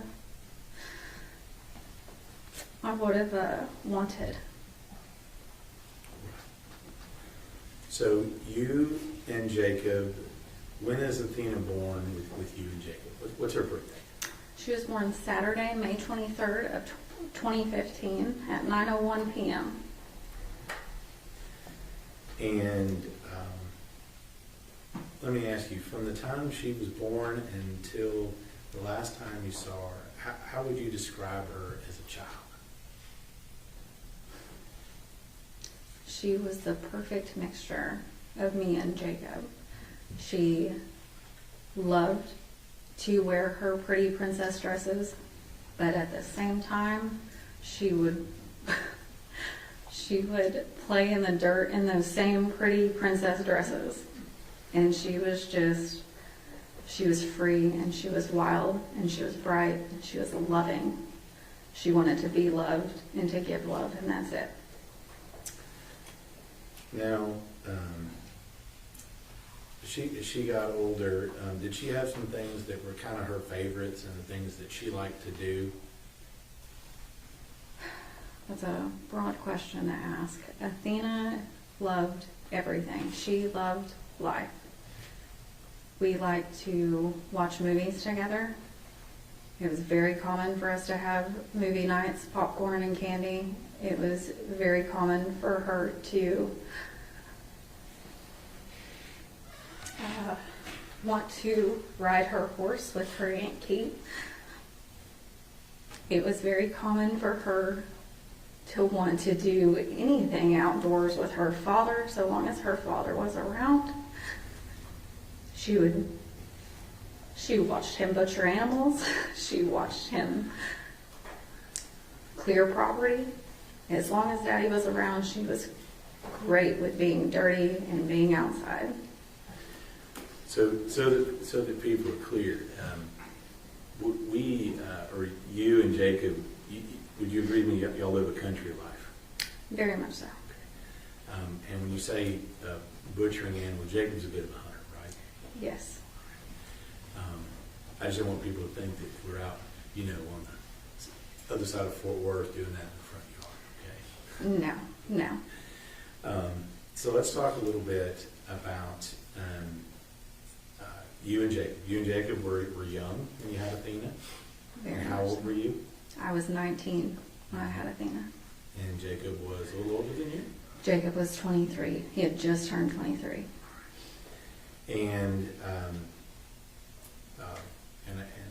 we may have heard this. We heard from Ashley, Jacob's wife at the time. You and Jacob didn't stay together. No, we didn't. Permanently. But let me ask you, how do you feel you and Jacob were as parents for Athena? There were rough moments, but we always had an agreement that those rough moments didn't need to enter into our children's lives. we co-parented, in my opinion, pretty dang well. Because as long as Athena's needs were met and she was happy, that was important to him and I. Any doubts at all that you or Jacob or your family in Oklahoma or his family here in Texas absolutely loved Athena? There is no doubt whatsoever that every single person that has ever met Athena, besides maybe one, absolutely loved Athena. Is that the kid on the bus? It's actually the defendant in this case. I would like to think that he doesn't love her. That kid on the bus may also not particularly care for her. The one she smacked in the head with a water bottle. Mommy did teach her that no means no. Right. So, independent? She gets that from me. Okay. And strong? Physically, she gets that from her father. Now, you told me about an event. It's actually a tragic event. Your mother died 4 or 5 years ago. Is that right? It's been, oh God, it's been almost 8 years. This year will make 8. 8 years ago. And tell me what happened with regard to that. And I don't want to ask you about your mom's death, but I think it involves Athena, and I'd like you to tell the jury about that. Well, it was Friday, December 28th of 2018. I had went to work early that morning, as I did all the time, and my mom wasn't supposed to die. She was just fine, but she used to keep Athena for me whenever I went to work. And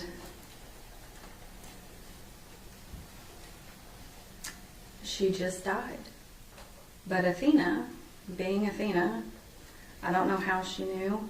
I didn't train her. I didn't teach her what death was. She hadn't had death in her life. But she ran out to my Nana's house, which would be her great-grandmother. And it's about an acre away. Each of these houses are on about an acre.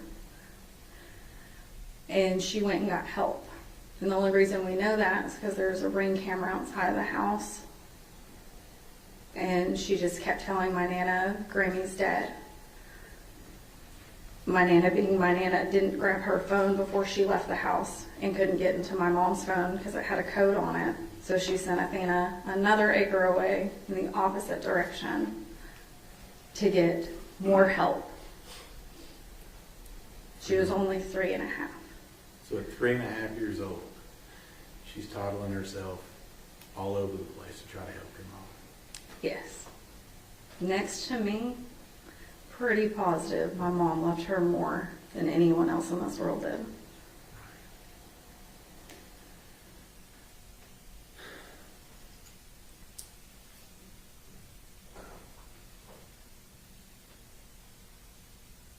Do you remember when you got the call and when you received the information that Athena had gone missing?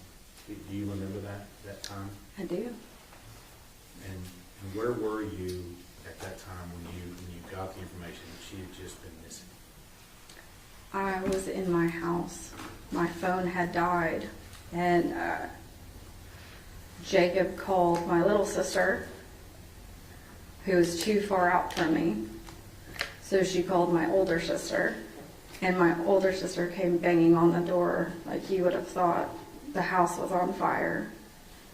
And I opened the door and she said, Athena's missing. And immediately I said, no, she's not. So I went and got my phone, and Jacob's name popped up on my phone. So you knew something was not right. Yes. Now, how far is it from your house in Oklahoma to County Road 3573 that we've been talking about? Typically it's about a 2-hour drive. And how fast did you make that drive on that particular day? I made it within 45 minutes. Now, let me ask you, did you go straight there? Or did you have a stop along the way? Unfortunately, I let my car run pretty clear out of gas, and I said that I would get gas before work the next morning. So I had to stop and get gas in Comanche. And so then you found your way this direction. Yes, I did. Some people will say that moms know when things happen. Would you agree with that? Yes. How do you know something wasn't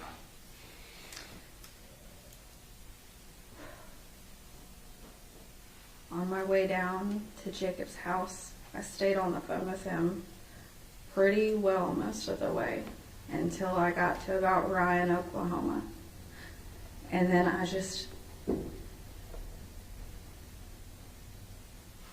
it felt like I was dying. I couldn't breathe, but I knew I had to keep going. I almost tapped the brakes because I thought I was having a heart attack. But I just told myself that if I kept going, it would be okay and I would find her. So long as Mama can get there, it's going to be okay. Yeah. You get there, Dina's still missing. Yeah. What do you do in that time period between when she's missing and when we find out what happened? What do you do during that time period? When I got there, an officer asked me who I was. I told him I was Athena's mom. He directed me back inside my Jeep and told me that they were bringing dogs out and that my scent could throw the dogs off, so I had to stay inside my Jeep. And then during those next 2 days, what are you doing during those next 2 days? At 4 o'clock in the morning on Saturday, December 1st, an officer had told me that they had taken away the dogs and I could get out of the vehicle, and I asked him, can I search myself? He said yes. So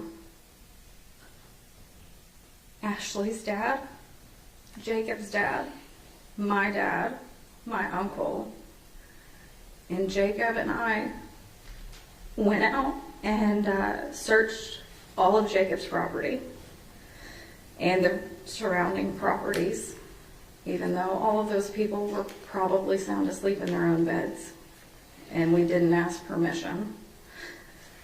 And later that day, when more volunteers had come out and more officers arrived, I had talked to a few different investigators throughout the time. I walked lineups. I walked that county road over and over and over again. I searched Jacob's ponds, but she wasn't there.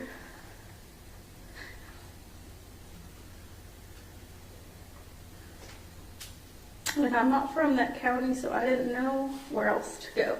And I didn't know where else to look. I just knew she wasn't there.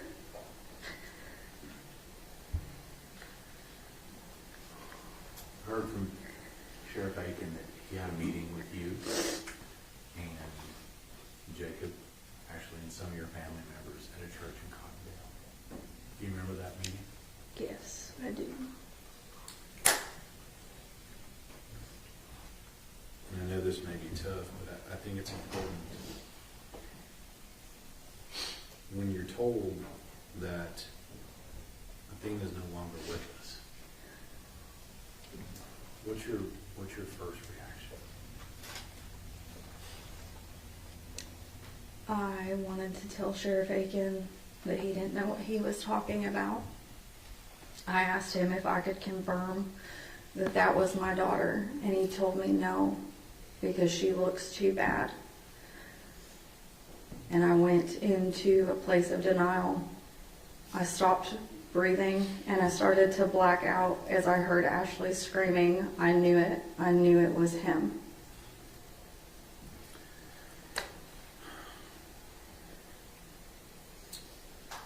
At some point, you gotta be a mom again, don't you? Yes, sir. At some point, you gotta plan a funeral, don't you? Yes, sir. At some point, you gotta see Athena for yourself. Is that right? Yes. Did that happen? Yes. On Tuesday, December 6th of 2022, I was allowed to see Athena for the first time. I went in about an hour before I'd actually told Jacob to show up because I didn't know what she would look like and I didn't know how bad it would be. And I didn't want him to see our daughter like that. So I went in around 8 in the morning with just my dad.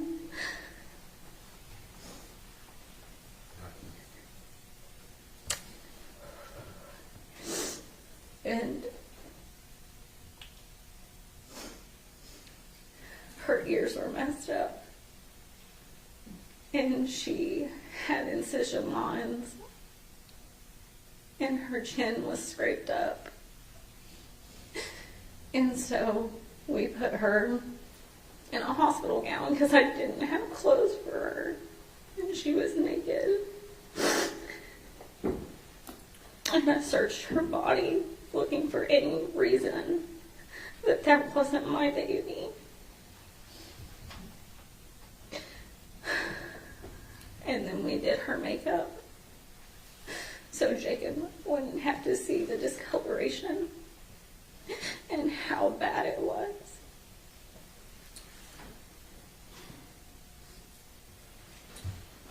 Still gotta be a mom,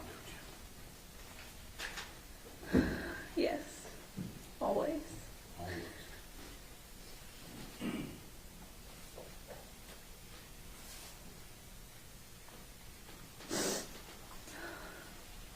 I'm gonna make a guess that Athena didn't stay in that little gown very long, did she? No, she did not.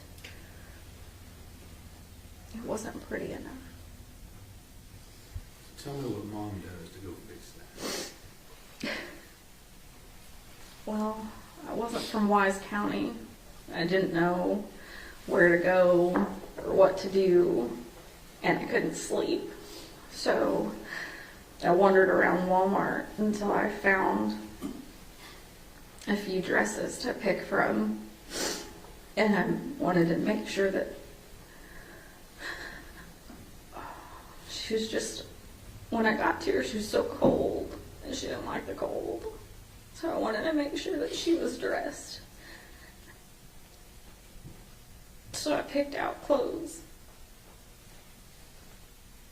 I picked out socks and panties and shoes and leggings and dresses. And I wanted to make sure she had one of her bows. So I got her some bows. There's a pretty consistent theme with her with the bow, wasn't it? There's actually a joke that me and my cousin do. We have a child. I did have a child around the same age. But back in 2014, 2015, it was very common to put bows on little girls that were bigger than their head. And Athena just kind of adapted that and never grew out of it. That's why we got this picture here. Yeah. Now,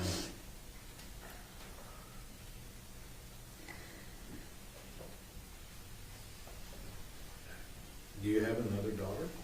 I do. And what's the age difference between your other daughter and Athena? 4 years and 7 months. Now, I've asked before of witnesses to describe for me their favorite picture of your younger daughter and Athena. Do you have one? It was the first one I ever took of them together. So that'll be right after your daughter was born. Yes, sir. And what's Athena doing in this picture? She's holding Rye, and she is beaming. She'd been asking me for a sibling for a year or more, and she finally got her. I didn't want her to be alone if something ever happened to me. Because when Mom died and Athena was asking for a sibling, I looked around and I said, hey, at least I've got my sisters.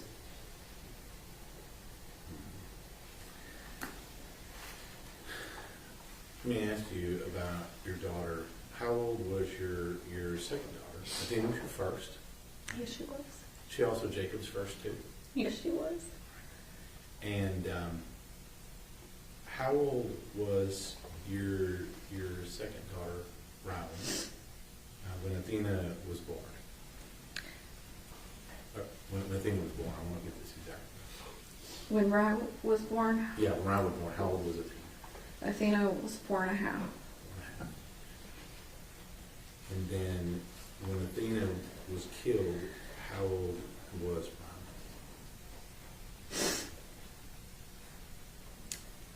We had Athena's funeral on December 9th of 2022. I got her ashes the next morning on December 10th of 2022. And that was also Ryland's 3rd birthday. And I brought her sister home. It just wasn't the way I was supposed to.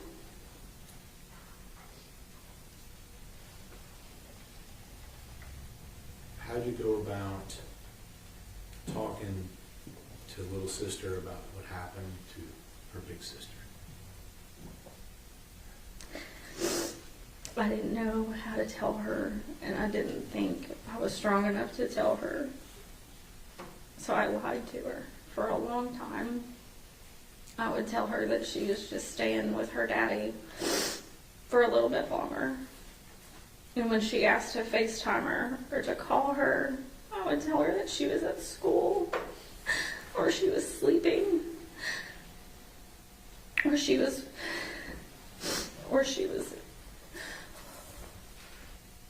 I'm sorry.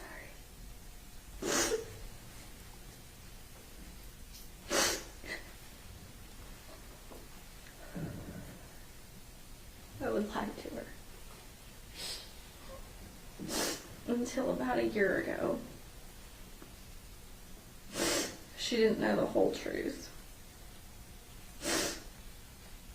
And, but I didn't tell her that Athena was dead and that she had been killed until Athena's, or what should have been Athena's 8th birthday.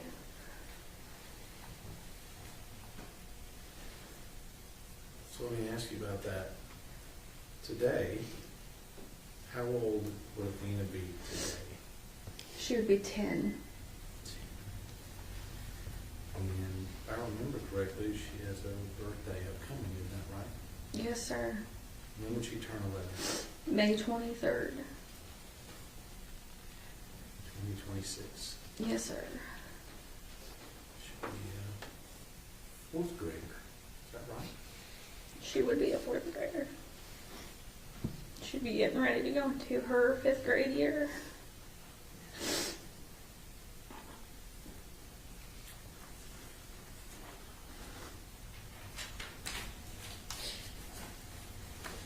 During the course of this case, have you ever missed a hearing? One.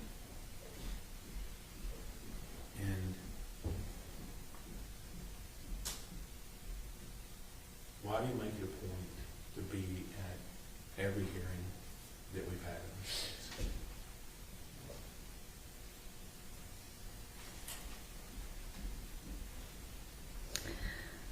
because I had to cover up handprint bruises around my daughter's neck. And because she no longer has a voice. And I want people to know that she's not just some story. She's not just some number. She's not just some picture you see in a headline. She was loved. She is loved. And she is missed. And she was real. And she had a life. And she wanted to live. And no one can take that from her. Not a single person can take that from her. And I will be her face, and I will be her voice, and I will make sure that every person in this world knows that she was loved and that she wanted to live. And we want her in our lives.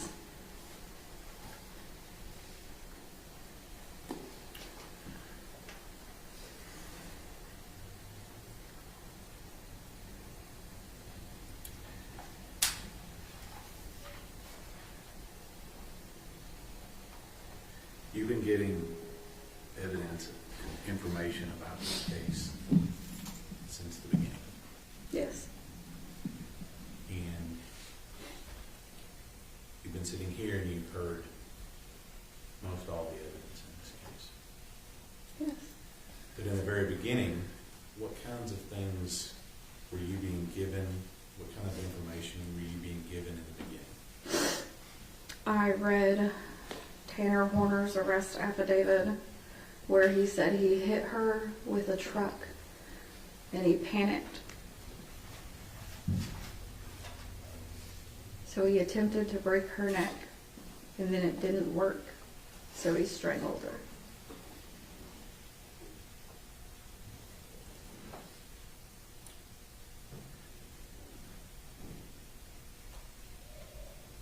Do you have a chance to look at the autopsy or anything else in this case? When it came out, I read it. I drove down here the moment that my attorney contacted me and said it was being released. Got pulled over in Bowie for that one because I wanted to read it before the media released it to the public.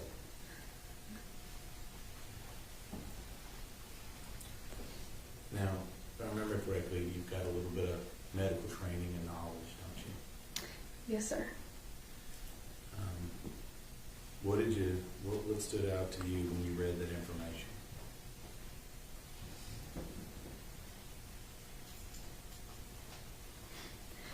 That there were no items of personal belongings listed with her, and that the only thing that was with her was the hands, or the bags around her hands. And I knew that that meant that she didn't have anything on her when she was found.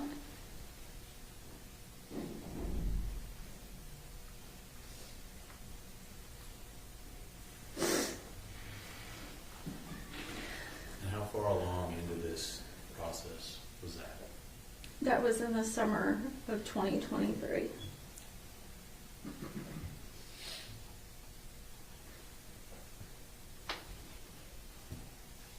And I'm just going to ask you, how did you react to getting that information in the summer of 2023? I didn't want to believe it. I told myself that I was wrong. I told myself that y'all just do stuff different down here in Texas. And because I'd rather be wrong about that than be right.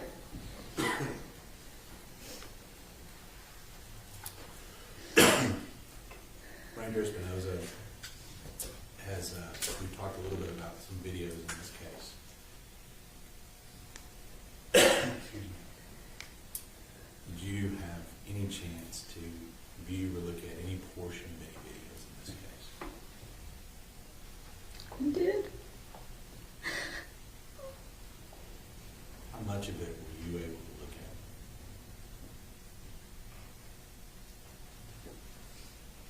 at? Maybe a minute, maybe two.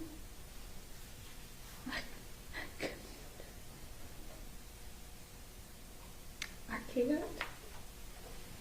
And I'm very sorry to all of the innocent people that do have to watch that. I am so sorry.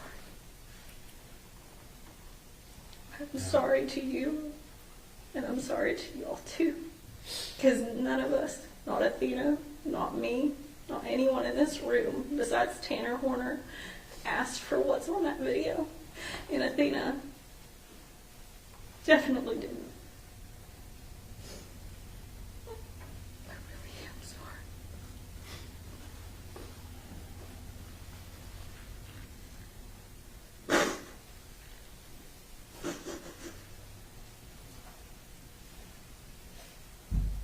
We've been here a little over a week and a half. We've been here, seeing some of the evidence in the case.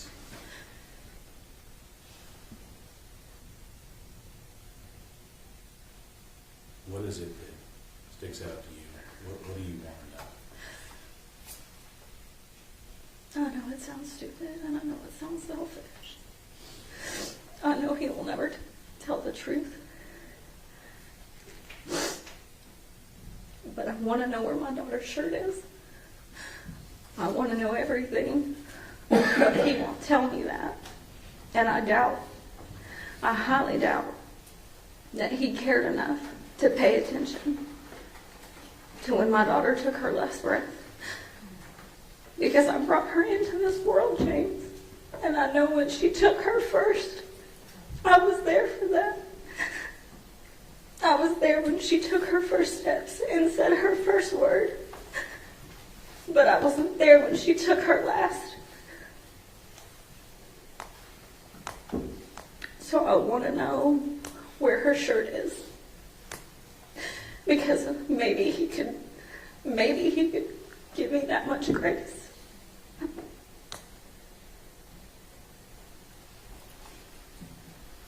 got a couple more questions for you, maybe.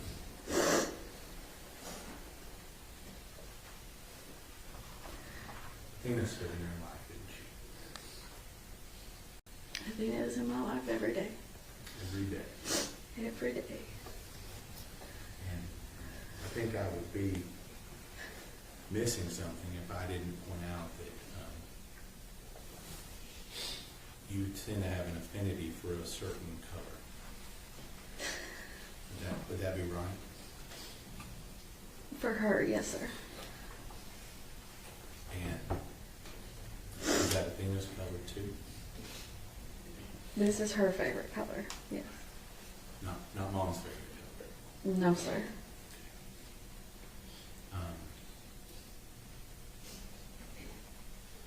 You keep her both? You got your pink? Yes, sir.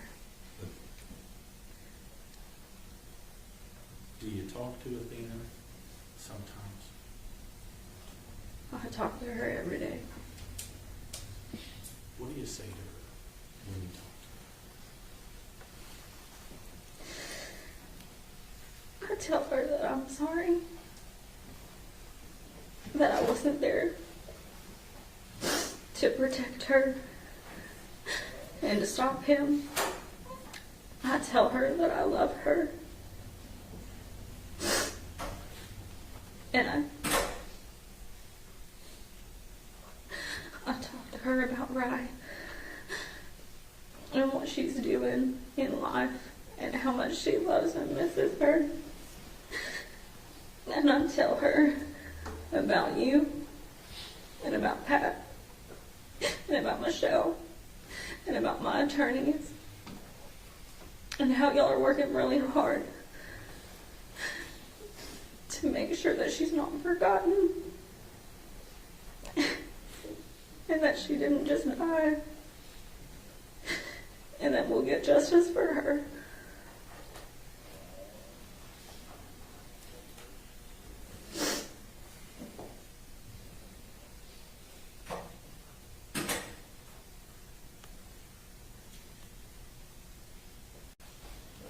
people say that if they just had a few more minutes to talk to somebody that they no longer have. You heard that before? I've thought about it a lot. Let me ask you. You had those the day sitting in this.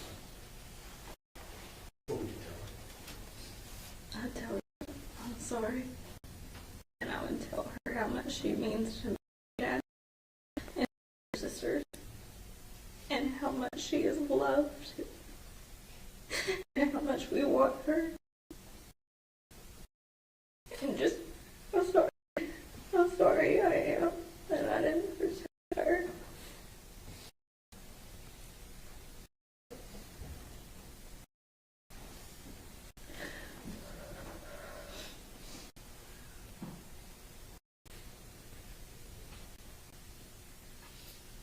I know how hard it was being here. Thank you for being, the world to us.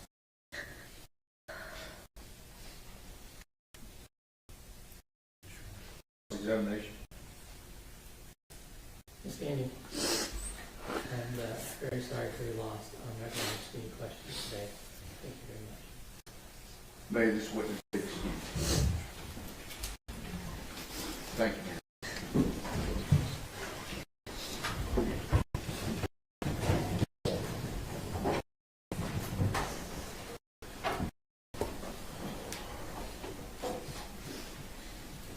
Okay, we're done for the day.